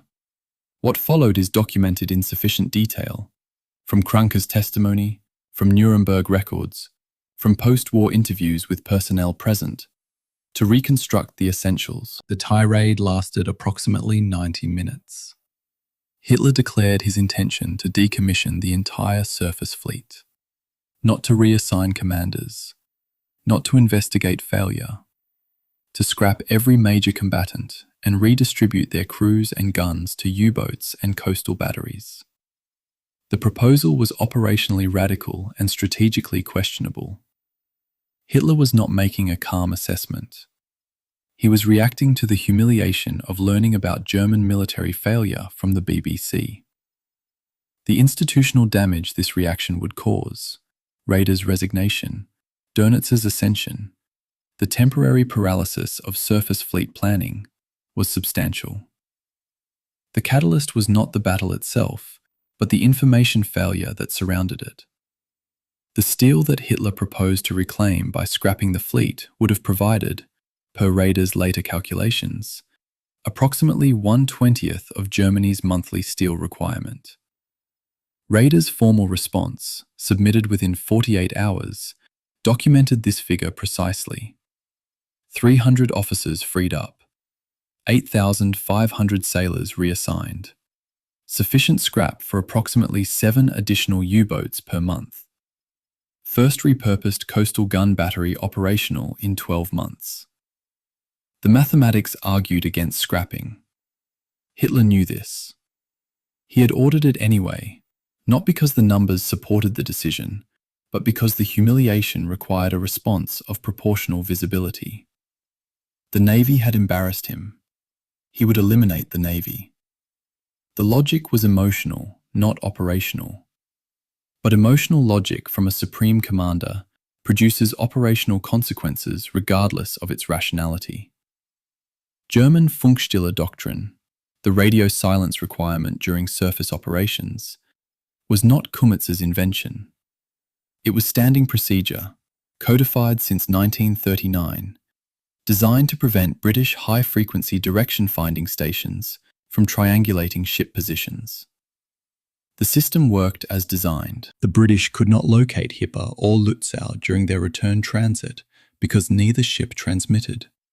The doctrine protected the ships perfectly. It also guaranteed that Berlin would remain ignorant of operational outcomes until the ships physically returned to port and filed encoded reports. Security and communication speed are inversely related. You can have one or the other. The Kriegsmarine chose security. The cost was a 33-hour information blackout, during which enemy propaganda filled the vacuum with a narrative that, by the time German reports arrived, had already been accepted as fact by Germany's supreme commander. What I find most disturbing about the communications log is not the silence itself, but the institutional inability to recognize that silence as a problem.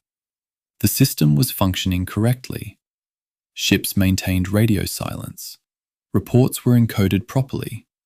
The chain of command received information through established channels. Every procedure was followed. The outcome was catastrophic. This is not a system failure in the sense of broken machinery. This is a system failure in the sense of a system optimized for the wrong objective. The Kriegsmarine had built a communications architecture that prioritized security over speed. In a political environment where the Supreme Commander's perception of events was shaped by enemy propaganda faster than friendly reporting could counter it, security became a liability. The system worked, the institution failed. The gap between those two facts is where Raeder's career ended. Chapter 10. Raeder's Last Argument. Grand Admiral Erich Raeder's testimony before the Nuremberg International Military Tribunal in May 1946, per the trial transcript, includes an exchange that cuts through decades of institutional obfuscation.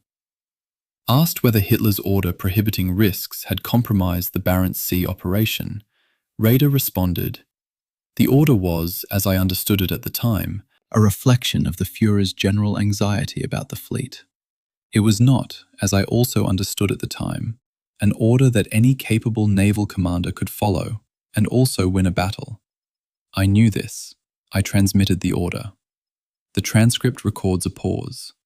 Then Raeder added, "I transmitted it." That repetition, "I transmitted it," is the closest thing to an admission of institutional culpability that appears anywhere in Raeder's extensive post-war testimony. He knew the order was unexecutable. He sent it anyway. On the 6th of January 1943, Raeder was summoned to a meeting with Hitler in Berlin. Per Raeder's memoir and accounts from witnesses, Hitler delivered what multiple sources describe as a 90-minute monologue. He listed the ships he intended to scrap: Tirpitz, Scharnhorst, Gneisenau, Schleswig-Holstein, Schlesien, Scheer, Lützow, Hipper, Prinz Eugen, Emden, Köln, Leipzig, Nuremberg. Essentially, the entire German surface fleet above destroyer size. He characterized the surface fleet as a breeding ground for idleness and insubordination. He ordered Raeder to return with a decommissioning plan. Raeder, per his own account, listened without expression. The lack of visible reaction was professional discipline. It was also the response of a man who understood he had just been ordered to dismantle the institution he had spent 14 years building. Raeder's counter-document, preserved in German naval records and cited in multiple histories, was submitted within approximately 48 hours. It argued methodically against the decommissioning order. The steel from scrapping the fleet would provide Germany with approximately 7 additional U-boats per month, a number far below what the U-boat campaign required to achieve strategic effect. The freed personnel would be largely unsuitable for submarine service, as surface fleet sailors required extensive retraining for submarine operations. The coastal batteries created from the ship's guns would not be operational for at least 12 months. Raeder's conclusion was precise. The decommissioning of our major assets will hand the enemy a substantial victory at no cost, and will be seen as a lack of resolve. Hitler rejected the document. The rejection was predictable. Raeder had written the document not to change Hitler's mind, but to establish, for the historical record, that professional naval judgment opposed the decision. On the 30th of January 1943, the 10th anniversary of Hitler's accession to power, Raeder's resignation took effect. He was given the ceremonial title. I find the testimony more credible precisely because it offers Raeder no exoneration. Karl Dönitz was promoted to Grand Admiral and assumed command of the Kriegsmarine on the 30th of January 1943. He was among the most junior admirals in the Navy. He had never commanded a surface ship larger than a destroyer. His entire career had been submarines. He was appointed because his service branch, the U-boat arm, was the only component of the German Navy producing results that Hitler considered satisfactory. Within weeks of assuming command, Dönitz approached Hitler with an argument for retaining Tirpitz and Scharnhorst as strategic deterrents. A ship in a Norwegian fjord that the Royal Navy believed might sail forced the British to maintain capital ships at scarper flow that would otherwise be available for the Mediterranean, the Indian Ocean, or the Pacific. The strategic value of the fleet in being exceeded its operational value as an active raider. Hitler, who was capable of accepting operational arguments when they were framed in terms he understood, agreed. Tirpitz and Scharnhorst were reprieved. The decommissioning order was not formally rescinded, it was quietly ignored. The institutional damage, however, was permanent. The transfer of strategic authority from the surface fleet to the submarine arm, formalized by Dönitz's appointment, was never reversed. Surface fleet planning remained tentative, constrained, risk-averse. The Barents Sea had demonstrated that aggressive surface operations under restrictive orders produced defeat. The institutional response was not to change the orders. It was to avoid surface operations. Scharnhorst sailed on one major offensive operation after the Barents Sea, against Convoy JW-55B in December 1943. She encountered HMS Sheffield, HMS Jamaica again, and the battleship Duke of York. She was sunk with the loss of approximately 1,932 men. The lesson of the Barents Sea, that surface ships operating under political restrictions cannot win against determined opposition, was not learned. It was repeated at larger scale with higher casualties. The Kriegsmarine's surface fleet doctrine, as Raeder had designed it across the 1930s, was built around the concept of Kreuzerkrieg, cruiser war, in which fast, heavily armed raiders would disrupt British Atlantic trade routes. The doctrine required aggressive, independent-minded commanders willing to accept risk for strategic gain. The restrictive orders issued to Comets were not an aberration. They were the negation of the doctrine Raeder had spent 14 years developing. He had built an institutional culture that valorized aggression and then, under political pressure, systematically undermined it through increasingly restrictive rules of engagement. The Barents Sea was the point at which those contradictions produced their inevitable collision. A doctrine of aggression met an order structure of caution. The order structure won. The doctrine died. Raeder, who had built both, resigned rather than preside over the institutional wreckage. What Raeder's Nuremberg testimony reveals, and what his memoir obscures, is that the resignation was not protest. It was acknowledgement of defeat. He had lost the argument with Hitler about the fleet's utility. He had lost the argument before the Barents Sea ever occurred. The battle simply made the loss visible. Raeder's counter-document arguing against decommissioning was tactically correct. The steel mathematics, the personnel unsuitability, the operational timeline, but strategically irrelevant. Hitler was not making a resource allocation decision. He was making a political judgment that the surface fleet had become a liability. Raeder could not counter that judgment with spreadsheets. He resigned because resignation was the only response left to him. The institutional failure was complete before he walked out of his office on the 30th of January, 1943. Chapter 11.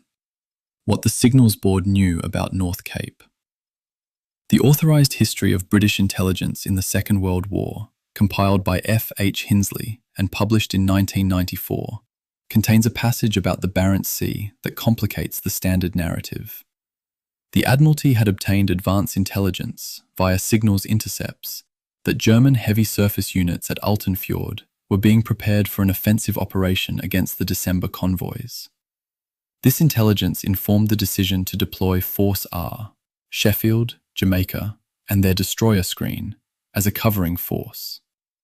The intelligence did not provide the date of the operation, the precise force composition, or which specific convoy would be targeted. It was sufficient to justify a defensive deployment. It was insufficient to prevent an engagement. That gap, between knowing something is coming and knowing enough to stop it, is the operational space in which Bramble, Achates, and 363 men died. The decision to deploy Force R in late December 1942 was based on fragmentary signals intelligence indicating elevated activity at German naval bases in Norway. Per Hinsley's account and Roskill's operational record, the Admiralty could not tell Sherbrooke or Burnett when the attack would come or what form it would take. They could confirm that German heavy units were preparing for operations. The deployment of Sheffield and Jamaica was precautionary, informed by intelligence that was strategically useful but tactically incomplete. Burnett was sent to cover a convoy whose position he would not accurately know, and an enemy whose intentions he could only infer. The intelligence architecture that made his deployment possible did not make his task easier. It simply confirmed the task was necessary. Despite strategic intelligence justifying Force R's deployment, Burnett was given a convoy position on the 29th of December that placed JW-51B 150 miles east of its actual location. He spent 36 hours covering the wrong area. The intelligence that prompted his deployment, German naval activity at Altenfjord, was accurate. The staff work that positioned him to respond to that activity was defective. The error was not an intelligence failure. It was a communication failure within the British chain of command. A staff officer passed incorrect coordinates. Burnett steamed to a position where no convoy existed. The battle was nearly lost, not to German operational planning or British intelligence inadequacy, but to clerical error. U-354's sighting report on the 30th of December, per the operational record, provided Comets' force with the convoy's location. The British were reading German naval Enigma intercepts at this point, per Hinsley's authorized history, which means they should theoretically have been able to decode U-354's sighting report and update Burnett's positioning. Whether that decode occurred in time to inform Burnett's movements is unclear in the historical record. Hinsley acknowledges this gap without fully resolving it. The timing of Enigma decrypts, their transmission to operational commanders, and their integration into tactical decision-making involved latencies that the historical record does not always capture. Burnett may have received updated intelligence. He may not have. The archive does not definitively confirm either outcome. Hinsley's official history strongly implies that ultra-intelligence contributed to Force R's deployment and to Burnett's general situational awareness of the German threat. Roskill's earlier operational history, published before the 1974 Ultra declassification, does not mention signals intelligence at all. Roskill wrote as if Force R's positioning was entirely the product of conventional intelligence and Admiralty judgment. The discrepancy is explained by access to sources. Hinsley had full access to the Ultra archive, Roskill did not. But even Hinsley, writing with complete access, is careful not to overstate Ultra's contribution to the specific battle. The intelligence was enabling, not directive. It told Burnett a threat existed. It did not tell him where to position his ships to counter it. That judgment remained his to make. The Bletchley Park Naval Section in late 1942 was operating with significantly better access to German naval Enigma than it had possessed earlier in the war. The M4 variant used by U-boats had been partially broken. Surface fleet communications were being read with reasonable regularity. But reasonable regularity is not real-time access. Decryption involved latencies. A signal transmitted by a German ship might be intercepted immediately, but require hours to decode, additional hours to analyze, and further hours to transmit as actionable intelligence to fleet commanders. The system produced strategic intelligence reliably. It produced tactical intelligence intermittently. The Barents Sea fell into the category where the intelligence was good enough to deploy a covering force, but not good enough to vector that force directly onto the threat. The same intelligence architecture that partially informed the defense of JW-51B would, 12 months later, provide precise advance warning of Scharnhorst's sortie against Convoy JW-55B in December 1943. The intelligence in December 1943 was not fragmentary. It was definitive. The Admiralty knew Scharnhorst was sailing, knew her intended target, and positioned HMS Duke of York accordingly. Scharnhorst was intercepted and sunk. The contrast with the Barents Sea is instructive. The intelligence apparatus improved. The decryption latencies decreased. The operational integration of signals intelligence became more effective. The learning curve between December 1942 and December 1943 cost hundreds of lives. The system that failed to prevent the Barents Sea engagement succeeded in destroying Scharnhorst a year later. The improvement was real. The improvement was also purchased with experience that cannot be quantified in anything other than casualty lists. The bombs, electromechanical devices used at Bletchley Park to break Enigma, each required approximately 12 kilowatts of electrical power. By late 1942, Bletchley was operating approximately 200 bombs. The electrical load required to break the Enigma ciphers that informed Force R's deployment was roughly 2.4 megawatts, the residential electricity demand of a small British town. This infrastructure was invisible to Burnett. He received intelligence summaries. He did not know their source. The technological investment required to produce those summaries was staggering. The operational value of the intelligence they produced was real, but constrained by the latencies inherent in decryption, analysis, and dissemination. Burnett made correct decisions with incomplete information. The incomplete information was better than what the Germans had. It was not complete enough to prevent casualties. I have worked through the available evidence on what Burnett knew and when he knew it multiple times. The archive does not provide definitive answers to some of the most operationally relevant questions. Did he receive an updated convoy position derived from ultra-intelligence before the battle? Possibly. The evidence is suggestive, but not conclusive. Did he receive warning that comets were sailing? The deployment of Force R suggests he received some form of threat warning, but whether that was specific intelligence or general assessment is unclear. What is certain is that Burnett made his critical decision to steam toward the sound of gunfire based on his own judgment rather than detailed intelligence. The intelligence got him into the general area. His professional competence got him into the specific fight. The system produced half the outcome. The man produced the rest. Chapter 12. The Pincer that closed on air. German state radio's broadcast on the 1st of January 1943 made optimistic reference to a significant naval engagement in northern waters, without providing specific details. The broadcast, monitored by the BBC's Overseas Monitoring Service and preserved in contemporary records, was vague because no specific details had yet been received from Comets' force. The broadcaster's optimism was projective, an assumption that German forces engaging a smaller British convoy escort could not have failed. The assumption was not based on facts. It was based on expectations that facts would soon confirm. The facts, when they arrived, did not confirm. They contradicted. But by the time the contradiction became clear, the broadcast had already gone out.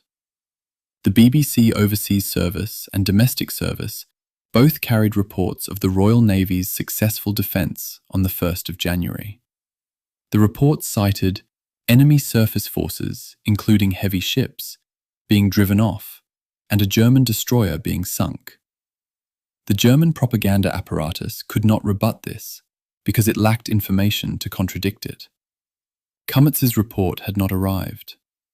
Berlin had no alternative narrative to offer. The silence that followed the BBC broadcast was itself a signal.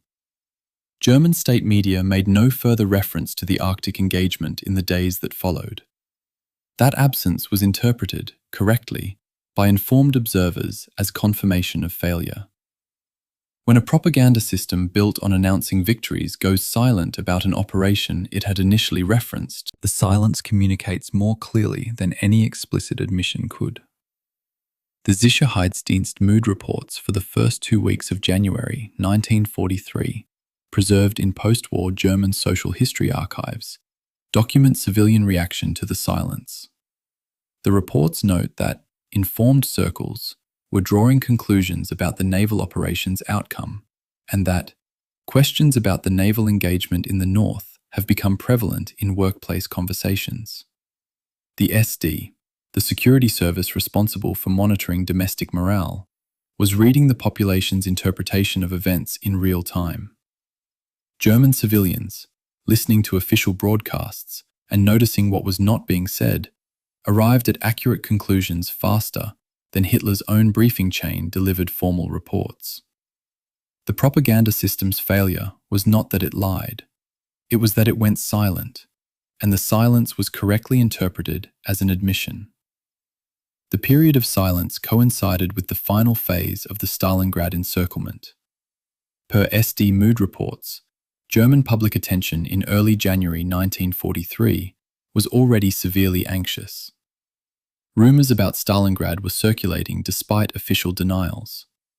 The Arctic naval failure, occurring simultaneously, amplified existing anxiety rather than creating new concern.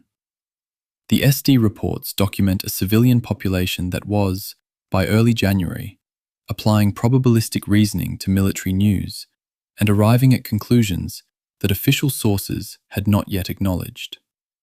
The population had learned to read official silence as information. The propaganda system, designed to shape public perception through controlled messaging, was losing control of the interpretive framework. Silence was no longer neutral. It was evidence. One specific SD report from early January. The exact date is referenced in multiple secondary analyses, but the original report's archive location is not consistently cited. Notes that civilians were asking whether the naval failure was connected to the rumoured encirclement at Stalingrad. Two crises, one naval and one land, were being processed by the German public as symptoms of a single systemic problem. The SD analysts recorded this connection without editorial comment. Their function was observation, not interpretation. But the observation itself is revealing. The German public in January 1943 was sophisticated enough to recognize pattern failure across multiple theaters. The propaganda system had not prepared them for simultaneous bad news. The absence of preparation became its own form of information. The German propaganda ministry's domestic news management infrastructure in early 1943 employed approximately 4,200 full-time staff. The SD Mood Monitoring Service produced weekly reports drawing on approximately 3,000 regional informants across Greater Germany. This apparatus, 4,000 propagandists, 3,000 informants, existed to shape and measure public perception. The cost of this infrastructure in personnel and resources exceeded the operational cost of the Barents Sea sortie. The intelligence the SD gathered about German civilian morale in response to the battle's silence was more precise and more timely than the operational intelligence Kummerz received about the convoy. The state knew what its population was thinking faster than the Navy knew what its ships were doing. That inversion is a precise diagnostic of institutional priority. The BBC's monitoring service at Caversham Park employed linguists who tracked German, Italian, Japanese, and other Axis broadcasts continuously. The service had been established in 1939 specifically to analyze enemy propaganda. By late 1942, it had developed the capability to identify discrepancies between Axis broadcast claims and operational reality almost in real time. The BBC report that reached the Wolfsschanze on the 1st of January was not accidental journalism. It was the product of a professional monitoring operation that had spent 3 years learning to read German information management. The British system was faster than the German system at delivering accurate news about a German naval operation to the German Supreme Commander. That outcome is not explained by British superiority. It is explained by German dysfunction. The SD mood reports are among the most remarkable documents of the Second World War. A totalitarian state's own surveillance apparatus recorded with bureaucratic precision the population's rejection of the official narrative. The reports do not editorialize, they observe. But the picture that emerges is of a civilian population that had learned, by January 1943, to interpret official information as a mixture of truth, delay, and omission. The SD understood this. The analysts were documenting the erosion of propaganda effectiveness in real time. Their reports were delivered to leadership that either could not or would not respond to the information. The system was producing accurate intelligence about its own failure. The intelligence was being ignored. What I find most striking about the SD reports from this period is their tone. The analysts write with clinical detachment about a population that is losing confidence in official messaging. There is no alarm in the prose, no recommendation for corrective action, just observation. The German state had built an apparatus capable of diagnosing its own propaganda failure with precision and incapable of responding to that diagnosis with anything other than continued silence. The Barents Sea's domestic information management produced a case study in how authoritarian information control fails when the population learns to read silence as admission. The lesson was available in January 1943. It was not acted upon. The system observed its own collapse and recorded it for posterity. Chapter 13. What Lützow fired at. The ammunition expenditure log for Lützow on the 31st of December 1942, preserved in German naval records, lists 87 rounds of 28-centimeter ammunition and 75 rounds of 15-centimeter ammunition expended during the engagement.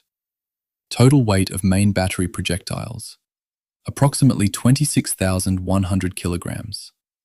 Range to nearest target, approximately 5,500 meters, roughly 3 miles. The 28-centimeter SKC-28 gun's maximum effective range was 36,475 meters.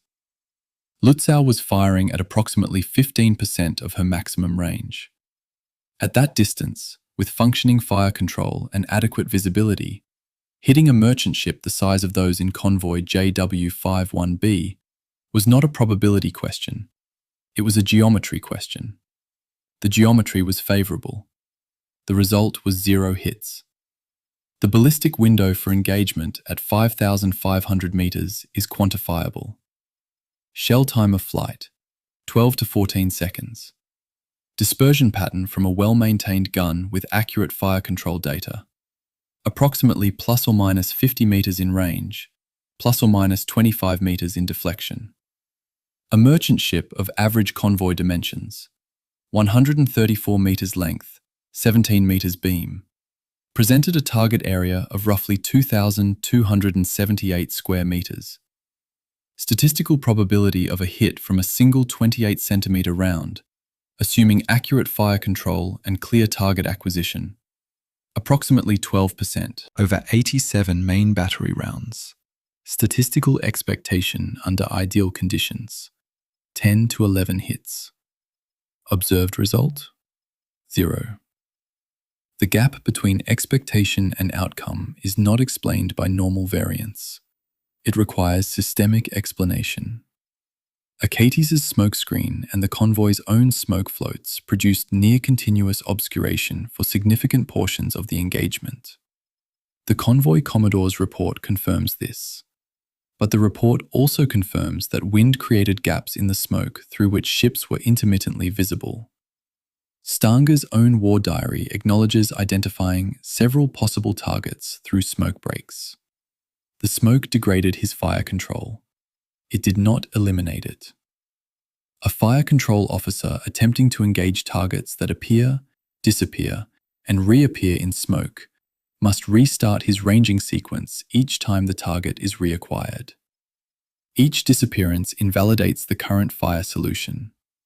Each reappearance requires new rangefinder data. This constant interruption is the technical mechanism by which smoke degrades accuracy. But degradation to 0 requires explanation beyond interrupted ranging. The decision Stanger did not make is as significant as the decision he made.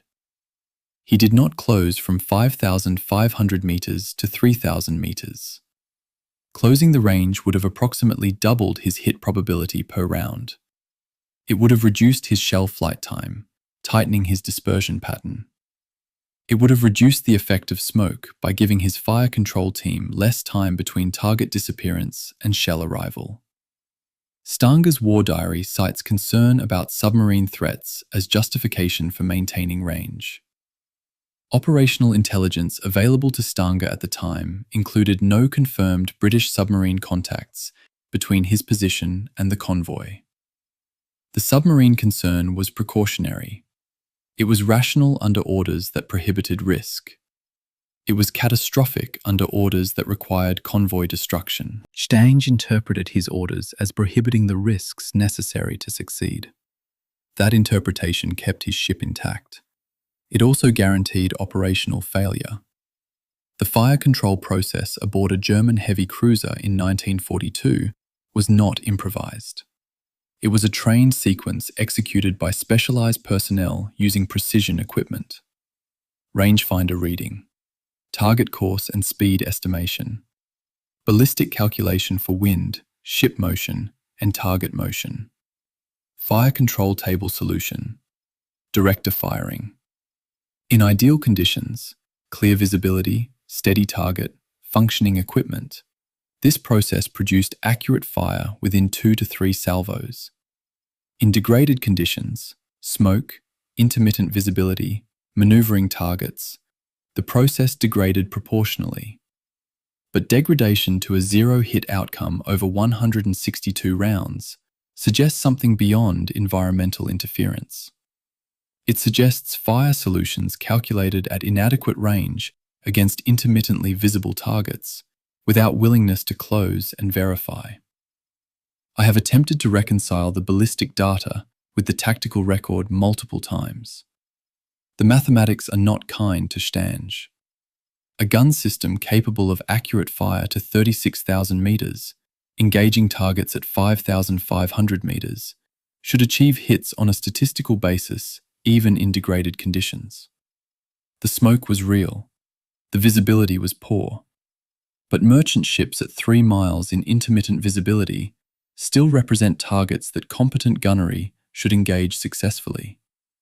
What I find myself concluding is that Lutzow's fire control teams understood their commander's intent. Maximum range gunnery against obscured targets carries built-in ambiguity. Misses can be attributed to conditions rather than effort. There is no evidence of deliberate sabotage. There is evidence of a gunnery performance that matched the caution of the commander ordering it. The total expenditure, 162 shells, represents a substantial commitment of ammunition without corresponding commitment of the platform. Stange fired enough shells to suggest aggressive engagement. He did not maneuver to ranges that would make those shells effective. The pattern suggests procedural compliance rather than operational conviction. He was ordered to engage the convoy. He engaged. He was implicitly prohibited from risking his ship. He maintained range that minimized risk. The two imperatives, engage and avoid risk, were incompatible. Stange executed both incompatibly. The result was a 45-minute barrage that produced theatre but not effect. The convoy sailed away. Lutzow returned to base with her magazines partially depleted and her mission completely unachieved. Lutzow had been renamed from Deutschland in early 1940 at Hitler's insistence. The original name, Germany, was considered too symbolically dangerous to risk losing in combat. She had been designed under Versailles restrictions as a ship that could outgun anything fast enough to catch her and outrun anything powerful enough to sink her. The design concept was elegant. The operational execution at the Barents Sea was not. On the 31st of December 1942, the renamed embodiment of German naval power fired 162 shells at 5 miles of undefended merchant shipping and achieved nothing. Hitler's instinct about symbolic vulnerability had been prophetic. The humiliation came not from the ship's loss, but from her performance.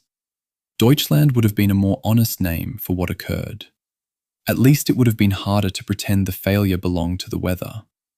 The ammunition expenditure record for Lutzow was filed as a standard administrative document. It listed rounds expended versus rounds remaining. It did not list hits achieved.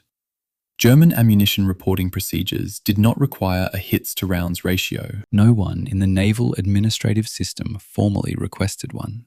The most important number from the engagement, 0, appears in no German document from January 1943. The number had to be inferred from the absence of damage reports to British ships. The bureaucratic invisibility of total failure is itself a form of institutional dysfunction.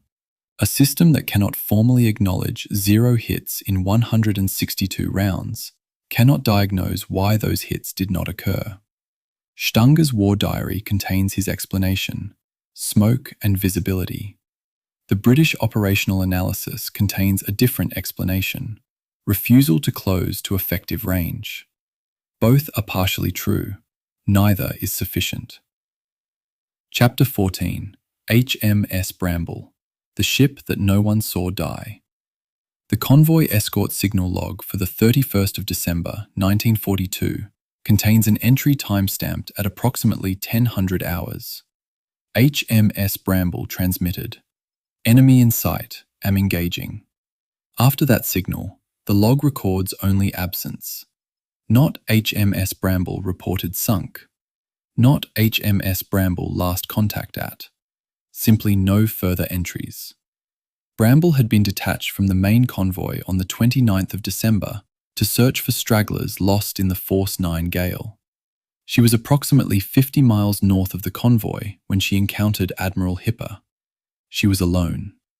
The signal, 8 words, confirmed she saw the enemy and intended to fight. What it did not confirm, and what no British record would ever confirm, was what happened in the minutes between transmission and silence. HMS Bramble was a Halcyon-class fleet minesweeper, displacing 815 tons. She was armed with 2 4-inch guns and depth charge throwers.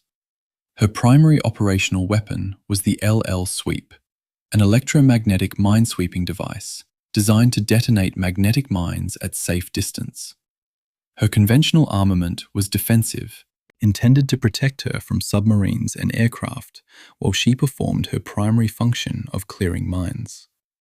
She was not designed for surface combat against heavy units. Her armor was essentially non-existent. Her fire control systems were rudimentary compared to fleet destroyers. She carried a Type II 7-1 radar, among the best search sets in the Convoy escort, which made her valuable for the independent searching role she had been assigned. That radar should have given her advance warning of Hipper's approach. The warning evidently came. The response time did not. Admiral Hipper's after-action report, preserved in Kriegsmarine operational logs, states that Hipper encountered a lone British ship, identified as a Halcyon-class minesweeper, north of the main convoy formation at approximately 0945 to 1000 hours. Hipper opened fire. The report describes the minesweeper as sustaining large explosions. The destroyer Friedrich Eckholt was ordered to close and finish the engagement. Eckholt reported the target sunk. German accounts describe seeing explosions consistent with magazine detonation or catastrophic flooding. These observations come from ships firing at Bramble. No German sailor boarded her. No German report confirms how many of her crew survived the initial salvos, or how long the ship remained afloat after Hipper ceased fire. The German record documents destruction. It does not document duration. The discrepancy in German reports is worth examining. Hipper's action report states Bramble was destroyed and implies she had sunk before Eckholt was ordered to assist. Eckholt's report, as referenced in the Kriegsmarine log, states she was ordered to finish off Bramble, which implies the minesweeper had not been fully destroyed when Eckholt arrived. The distinction matters because it determines whether Bramble's crew had additional minutes after the initial engagement, minutes during which some might have survived, attempted damage control, or abandoned ship. The German records are internally inconsistent on this point. The inconsistency cannot be resolved from available evidence. What is certain is that no British sailor from Bramble survived to clarify the sequence. The only testimony about her death comes from the ships that killed her. Commander Henry Thew Rust commanded HMS Bramble. He was 41 years old. He had served in minesweepers for most of his career. His professional competence was documented in fitness reports that survive in Admiralty personnel files. His decision to transmit "am engaging" rather than "am evading" or "am withdrawing" was consistent with Royal Navy doctrine. A minesweeper encountering a heavy cruiser had no realistic prospect of winning an engagement. But doctrine required contact reports and, where possible, delaying action to prevent the enemy from reaching the convoy. Rust transmitted his contact report. He stated his intention to engage. Whether engaging meant attempting to fight or simply maintaining contact while transmitting position updates is unclear. The signal is 8 words. It does not specify tactics. It specifies intent. The mathematics of the engagement are not ambiguous. Bramble displaced 815 tons. Admiral Hipper displaced 13,900 tons. Bramble carried 2 4-inch guns with a maximum rate of fire of approximately 12 rounds per minute combined. Hipper carried 8 8-inch guns with a combined rate of fire of approximately 32 rounds per minute. Bramble's armor was minimal, sufficient to protect against splinters, insufficient against direct hits. Hipper's 8-inch shells weighed 122 kilograms each. A single hit on Bramble's unarmored hull would be catastrophic. Multiple hits would be annihilating. The time between Hipper opening fire and Bramble being destroyed as a fighting unit would be measured in minutes at most. Rust knew this when he transmitted "M engaging." The transmission was not bravado. It was professional acknowledgement of the situation he was in. HMS Bramble's fate was listed throughout the war as unknown. Her crew, 121 officers and ratings, were officially classified as missing. It was not until German naval records were captured and analyzed after May 1945 that the Admiralty established definitively that she had been sunk by Admiral Hipper and Friedrich Eckholt on the morning of the 31st of December, 1942. Commander Rust and all 121 of his crew were then reclassified from missing to killed in action. Their families had lived with uncertainty for approximately 2.5 years. The Admiralty notification system during the war distinguished between killed, missing, and missing presumed dead. Bramble's crew remained missing because no British witness survived to confirm their deaths, and no German report reached British intelligence during the war. The families received telegrams in 1945 that converted uncertainty into finality. The memorial service for HMS Bramble, held after the war, was attended by families who had spent 2.5 years waiting for information that never arrived. The chaplain's remarks, preserved in memorial records maintained by the Halcyon Class Association, described the crew as having remained steadfast to duty to the end. The phrasing is conventional for memorial services. It is also accurate in the only way the evidence permits. Bramble transmitted a contact report. She stated she was engaging. She was never heard from again.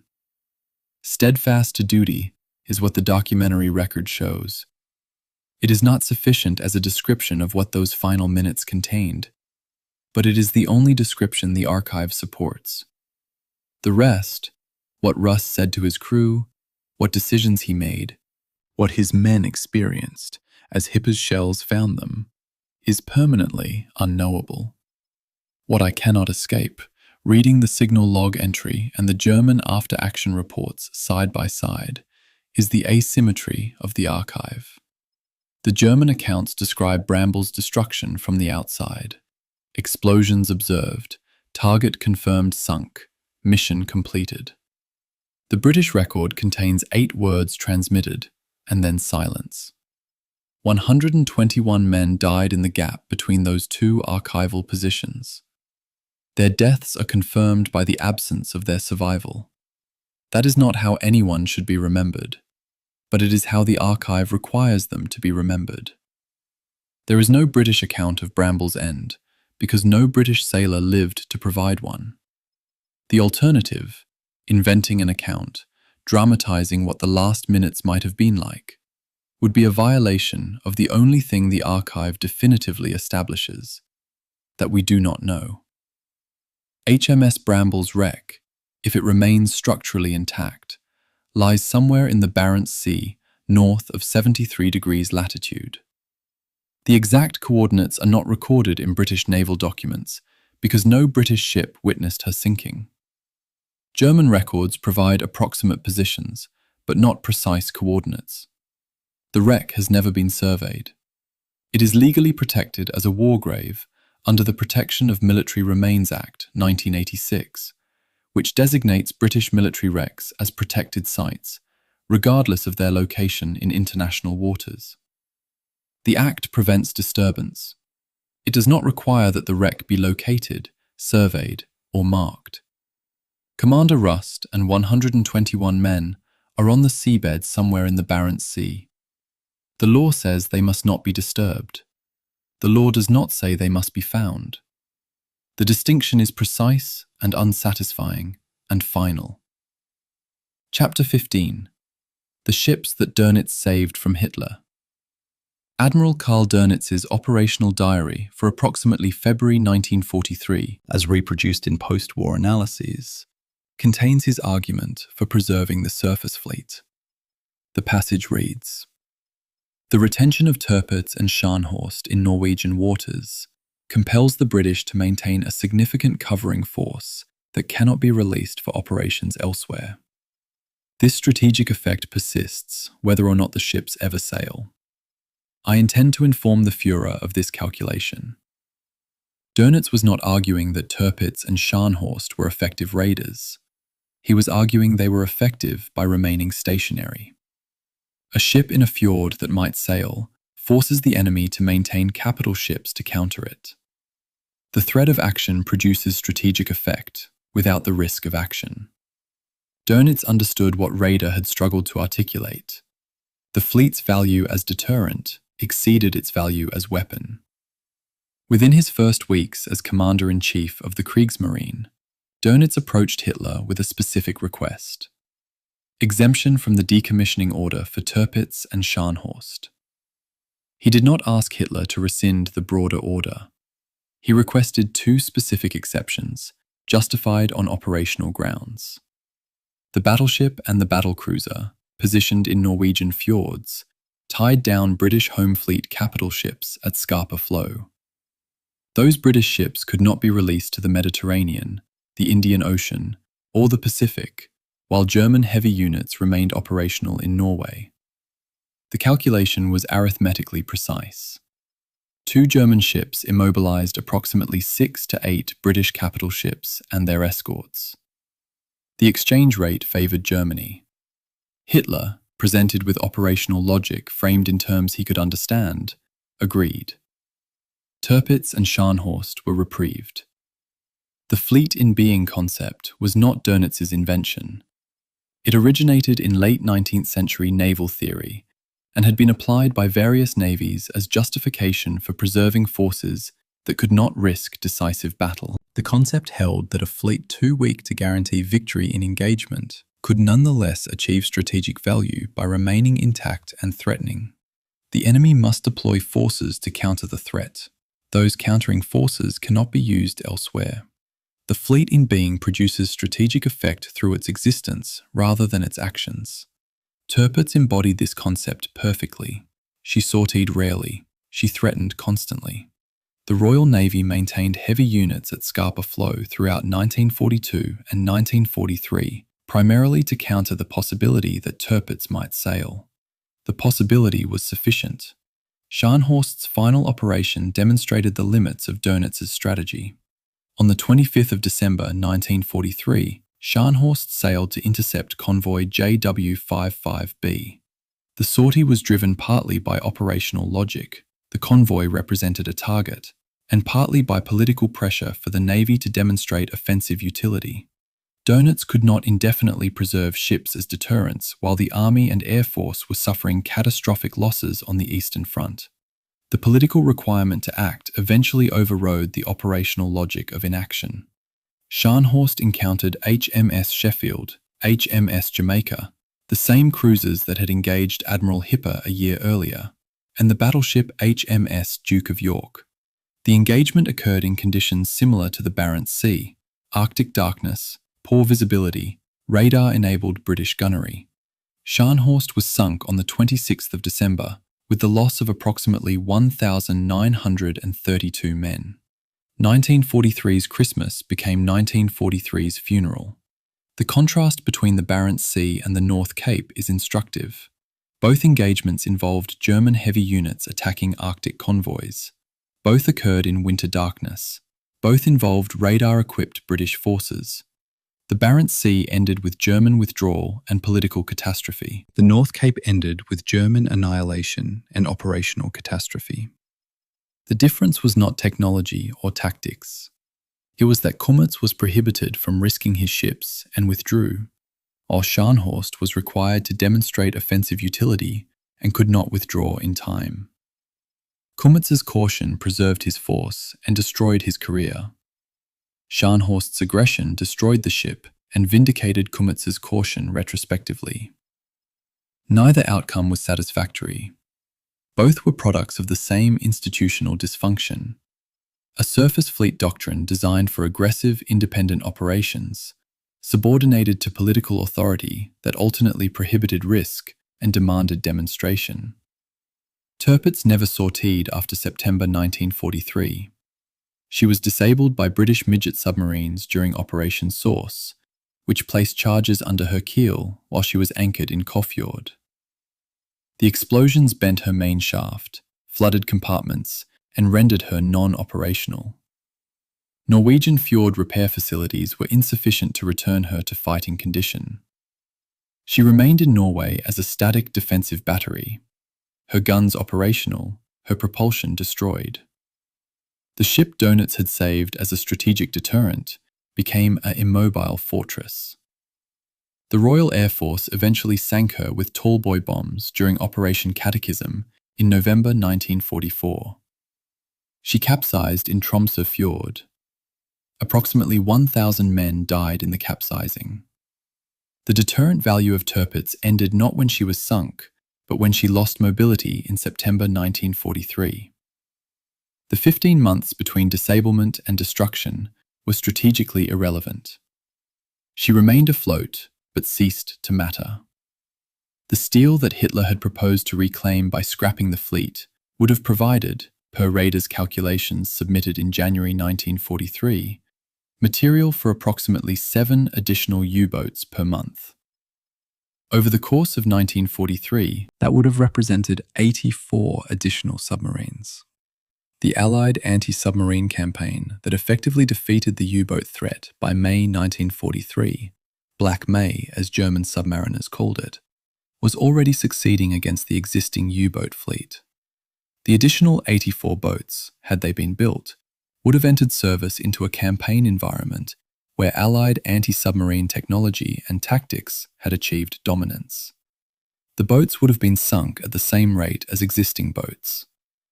Raeder's mathematical argument against scrapping was correct in its arithmetic and irrelevant to the strategic outcome. The steel would have produced submarines that would have died without altering the campaign result. Donitz's success in preserving Tirpitz and Scharnhorst extended their operational lives and their deterrent value for 12 to 18 months. Scharnhorst was sunk in December 1943. Tirpitz was disabled in September 1943 and sunk in November 1944. Both outcomes were ultimately the same: destruction by British forces under conditions where German surface units could not effectively respond. The extension of their service lives produced strategic value through 1943. It did not alter their eventual fate. Whether that extension, 12 to 18 months of tying down British capital ships, was worth the resources expended maintaining them, is a question that depends on what alternative uses those resources might have served. The counterfactual is unanswerable. What is answerable is that Donitz's fleet-in-being strategy worked until political pressure required the ships to sail. Once they sailed, they died. The lesson of Donitz's partial preservation of the surface fleet is not that he made the wrong decision. It is that he made the only decision available within the constraints he faced. Hitler wanted the fleet scrapped. Dönitz negotiated exceptions based on strategic logic Hitler could accept. The exceptions were temporary. The strategic logic was sound. The outcome was that the ships Dönitz saved were eventually destroyed under circumstances that vindicated the caution Raeder had been vilified for exercising. Kummetz withdrew at the Barents Sea and was blamed for cowardice. Scharnhorst advanced at the North Cape and was sunk.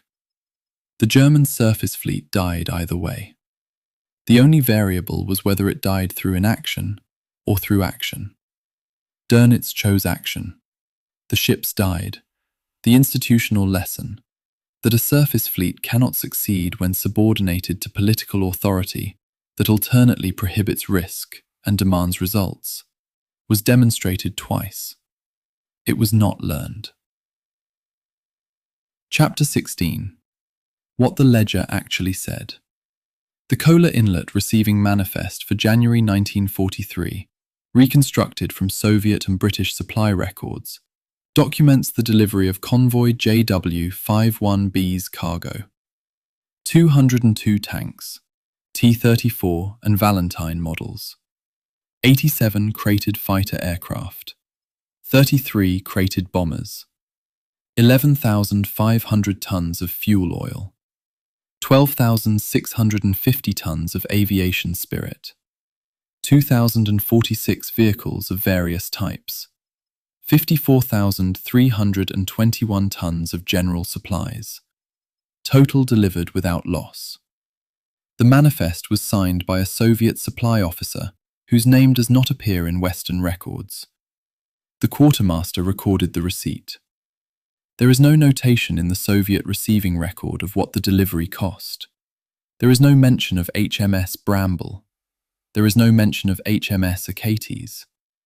There is a signature, a tonnage figure, and a date. The cargo arrived. That was the only fact the receiving system was designed to record. The final German capitulation at Stalingrad occurred on the 2nd of February 1943, approximately 1 month after JW-51B's cargo was delivered to Soviet ports. The 202 tanks from the convoy did not arrive in time to participate in the Stalingrad encirclement. That operation was already complete before the cargo could be distributed to frontline units. The tanks were instead allocated to Soviet armored formations rebuilding for subsequent operations, including the Kursk offensive in summer 1943. The strategic chain connecting Achates' sacrifice to a specific Soviet tactical success is real but indirect. The cargo contributed to Soviet operational capability in 1943.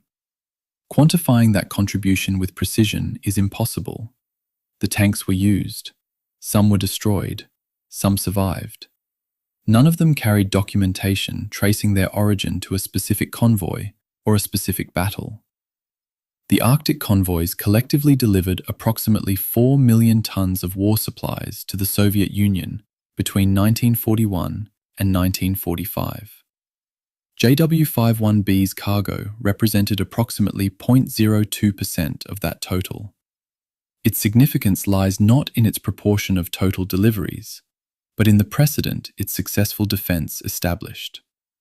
If JW-51B had been destroyed, if Comets had succeeded, if Lutzow had closed to effective range, if Burnett had not arrived in time, the political and strategic pressure to suspend the convoy system again would have been severe. The convoys had been suspended after the PQ-17 disaster in July 1942. They had resumed in September. A second catastrophic loss in December might have produced a second suspension. The successful defense of JW-51B kept the convoy route open. That continuity was its strategic value. The defense of JW-51B cost 250 British lives, the destruction of 2 warships, and severe damage to HMS Onslow. German losses were approximately 330 men, 1 destroyer, and damage to Admiral Hipper. The casualty ratio is roughly equal. The strategic outcome is not. The convoy reached its destination. The German force returned to base, having achieved nothing. In purely material terms, the exchange was unfavorable to Germany. In strategic terms, the exchange demonstrated that Arctic convoys could be defended successfully against German surface forces, which reduced the operational viability of future surface attacks. Kummetz's failure at the Barents Sea made subsequent German surface sorties less likely, which made subsequent convoys safer. The deterrent effect of defensive success is difficult to quantify, but operationally real. Soviet historical accounts of the Arctic convoy contribution, published during the Cold War, consistently downplayed the significance of Western aid to the Soviet war effort. The standard Soviet narrative characterized Lend-Lease as marginal relative to Soviet domestic production and sacrifice. Western historical accounts, including Roskill's Official History, argue that the convoys were more than marginal and contributed measurably to Soviet operational capability. The truth lies between motivated positions. The Soviet Union would not have collapsed without Lend-Lease. Soviet industrial production recovered after the evacuations of 1941 and sustained the war effort through 1945. But specific categories of supply, particularly high-octane aviation fuel, aluminium, and certain categories of vehicles were supplied primarily via Lend-Lease because Soviet production could not match demand. The 12,650 tons of aviation spirit on JW-51B was strategically significant because Soviet aviation fuel production could not produce equivalent high-octane blends in sufficient quantity. The ledger records what was received. It does not record what was spent to deliver it. The 113 men who died on Achates do not appear in the Soviet receiving manifest. The 121 men who died on Bramble do not appear. Commander Rust does not appear. Lieutenant Commander Johns does not appear. First Lieutenant Loftus Peyton Jones, 24 years old and in command of a dying ship, does not appear. Captain Sherbrooke's eye does not appear. The ledger is a record of material transfer, not human cost. Both forms of accounting are necessary, neither is complete. The Soviet Union received 54,000 tons of cargo. Great Britain paid with 363 lives and 2 warships. The ratio between those figures is incommensurable. You cannot divide tons by lives and produce a meaningful number.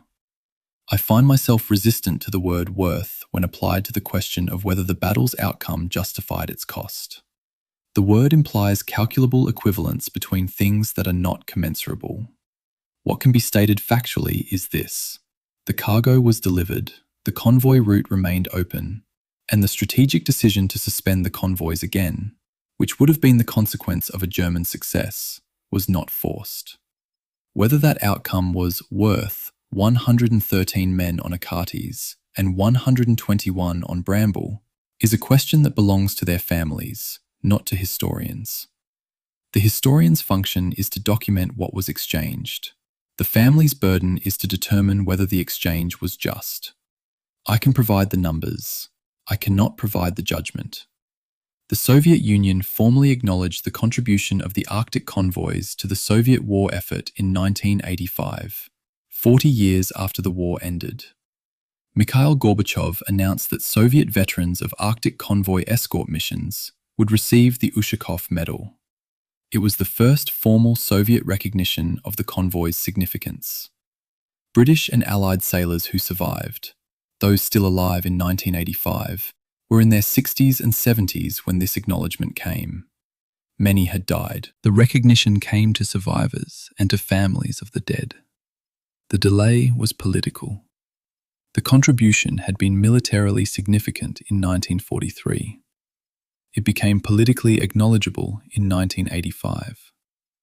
The gap between operational reality and political recognition is common in military history. It is not less bitter for being common.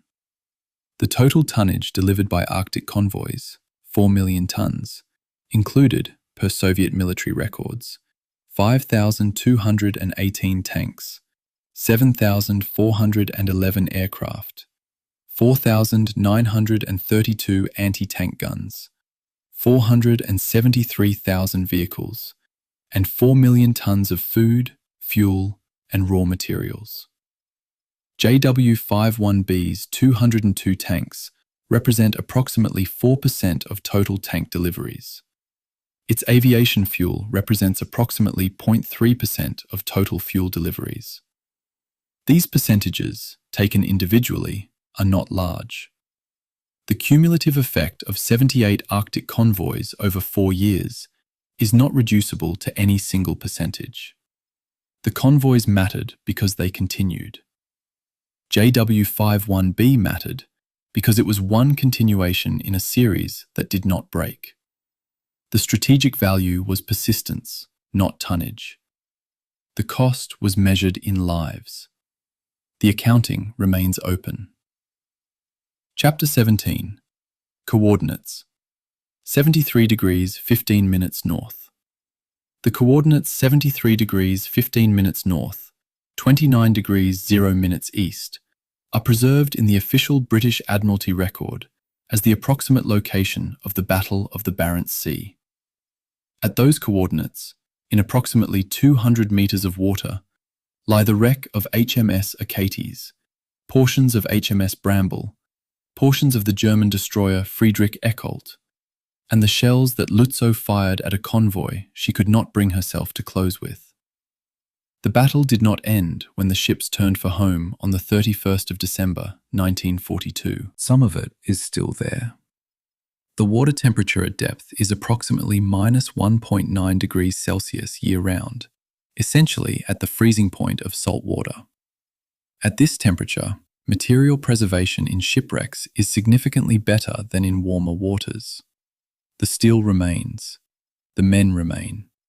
The battle remains, in a form that no one is looking at. Captain Robert St. Vincent Sherbrooke returned to active service after recovery from his wounds. He wore a glass eye for the remainder of his life. He did not discuss the battle in public. Per multiple biographical accounts, he deflected questions about the Victoria Cross and redirected conversations to his crew's performance rather than his own.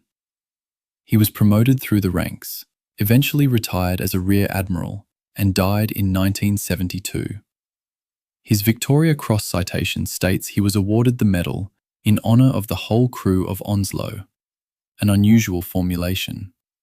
The standard phrasing is, "for his actions." The citation's language reflects what Sherbrooke himself said when the award was announced, that the medal belonged to his crew, not to him personally. Whether the medal system allows that interpretation is irrelevant. Sherbrooke insisted on it. Lieutenant Commander D.C. Kinloch, who assumed command of the destroyer flotilla when Sherbrooke was incapacitated, was promoted to commander effective the 1st of January, 1943, the day after the battle. The promotion had been scheduled before the engagement. His command of the flotilla during the battle's final hours received a mention in dispatches rather than a higher decoration. He does not appear prominently in most accounts of the battle, because most accounts end their narrative when Sherbrooke hands over command. Kinloch's role, continuing the defence for 90 minutes after Sherbrooke went below, is documented in action reports, but rarely emphasised in popular histories. The narrative convention prioritises the wounded commander over the competent successor. Kinloch's performance was professional and effective. It was also structurally invisible because it was exactly what Sherbrooke's pre-battle planning had prepared him to do. Vice Admiral Oscar Cummins was not court-martialed after the Barents Sea. He was not formally disciplined. He received no commendation. Per German naval records, he was eventually promoted to admiral and assigned to administrative duties. He survived the war and died in 1980. His after-action report remains the primary German source for the battle. The report is defensive in structure, explaining decisions, justifying caution, attributing failure to conditions and orders, but not inaccurate in its facts. Cummins described what he did and why he did it. The report does not argue that his decisions were optimal. It argues they were compliant with his orders. That argument is factually correct. It is also an admission that the orders and the mission were incompatible. HMS Onslow, HMS Obedient, HMS Obdurate, HMS Orwell, HMS Sheffield, and HMS Jamaica all survived the war. Most were scrapped in the late 1940s or early 1950s as post-war demobilization reduced fleet size. HMS Achates and HMS Bramble are at the bottom of the Barents Sea. They are legally protected as war graves under the Protection of Military Remains Act 1986. The Act designates British military wrecks sunk in enemy action as protected sites, regardless of location in international waters. The designation prevents salvage or disturbance without government license. It does not require that the wrecks be surveyed, marked, or commemorated in situ.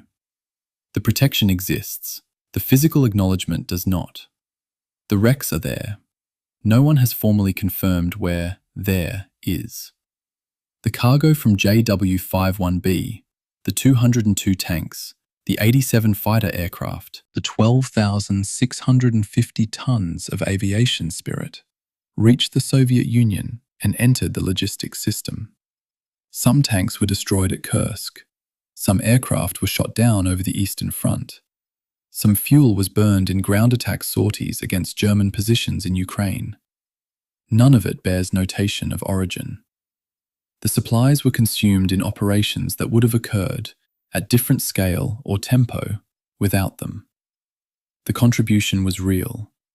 The contribution was not individually traceable. The men who died protecting the cargo are individually named on the Chatham Naval Memorial.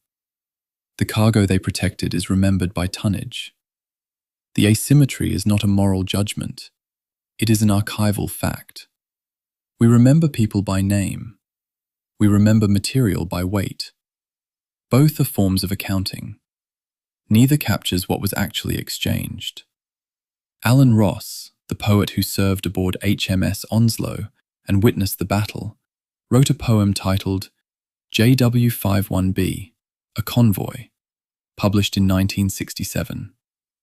It is not a triumphant poem. It does not celebrate victory or valorize sacrifice. It describes cold, darkness, the presence of death, and the absence of resolution. The poem's final lines do not arrive at a conclusion about what the convoy meant or what the battle proved. They arrive at a temperature and a latitude. Ross was present at the battle. He was qualified to write about it in ways that historians, working from documents decades later, are not. His poem refuses to provide the interpretive closure that documentary or historical narrative conventionally supplies. He does not say the suffering was worth it. He does not say the heroism was redemptive. He does not say the sacrifice produced something proportionate to its cost. He was there. He knew those claims were not his to make.